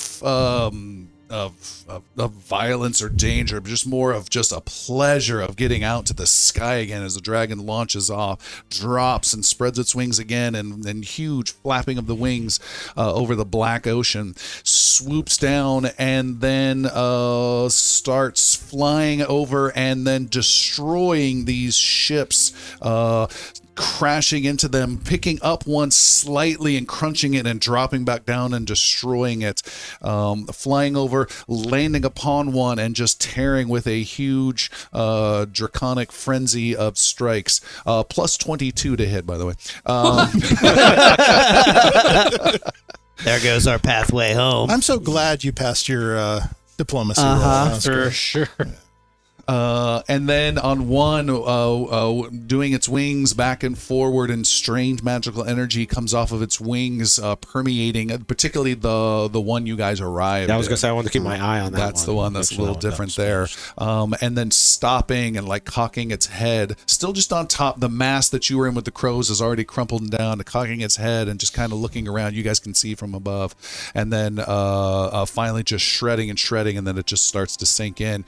And it takes a little bit of time, but all 16 of the vessels are destroyed, and you guys have ended your path back out. The dragon flies up, flies away, goes out really far, turns back, and then comes back towards the group. You all back up instinctively from the edge as Luminara lands upon the battlements, right where the destroyed statue used to be. She crunches hard on that stone where it rested. That felt good, didn't it? Yes. Yeah. Are you ready to travel? Not in the slightest, but let's go. As ready as we shall be, indeed. She bends down to accept riders. I hop right on. Uh-huh. Wow. Yep. Yannick will Yes, does let's go. not hesitate. Air is your element. You like the air. Dash bounces on a cloud of air as he puffs himself up and lands lightly behind Thawne. None of that happens. She says, "No, not you," and grabs you and Yannick and brings in the claws The cuddle close. She has you with the claws held close. The rest of you are able to climb on the Dragon's back. a marsupial. Call you a Joey. You guys climb inside and or grab it and climb on top, and then Luminara leaps up into the air with all of you clinging on tight. Some of you terrified, some of you excited. I'm not sure how your takes are being launched up over this black dark ocean dash just beneath you. The dragon flies out, the wind blasting you like crazy. Jericho ducking behind Hemlock a little bit as a windbreak. Our ranger, Thawne, you look back and just can see that lone island and the tower disappearing slowly in the distance, like the only light that you can see of anything. Is the elf standing with hands on hips? No, he's probably taken a knee and he's more aerodynamic. Just kind of. And you fly, and you can barely see the tower off in the distance. Luminara says, "Prepare. It is time. There is only one way out, and it is down." And the dragon starts to rise up and up and up, gaining altitude. You can see just a little bit of the white caps of the water getting very far away below. And the dragon then says, with a head that turns back to you, Thawne speaks to you. You have not been spoken to. What language again? In common. Common, all right. And says, I have seen a vision of you failing. I have seen a vision of your success. Seek the horned man in Navarre. He will help. He will need your help. Speak of the covenant of scale. Dragon rises up, holds like a Batman in a moonlit sky battle wing, and then drops and goes racing down. Crazy fast, wind blasting of the ocean coming up and up and up. Dash freaking out, and you guys splash into the water, and we will stop there for tonight. Thank you all, everybody. This will give me some time to figure out what the hell's going to happen for next week. We're excited to see what happens. I sure am. We have someone missing next week. We have our bard is going to be off, so we'll see what happens then. Fingers crossed. Thanks so much for joining us, and we'll see you all next time. Bye, everyone. Thanks so much. Bye.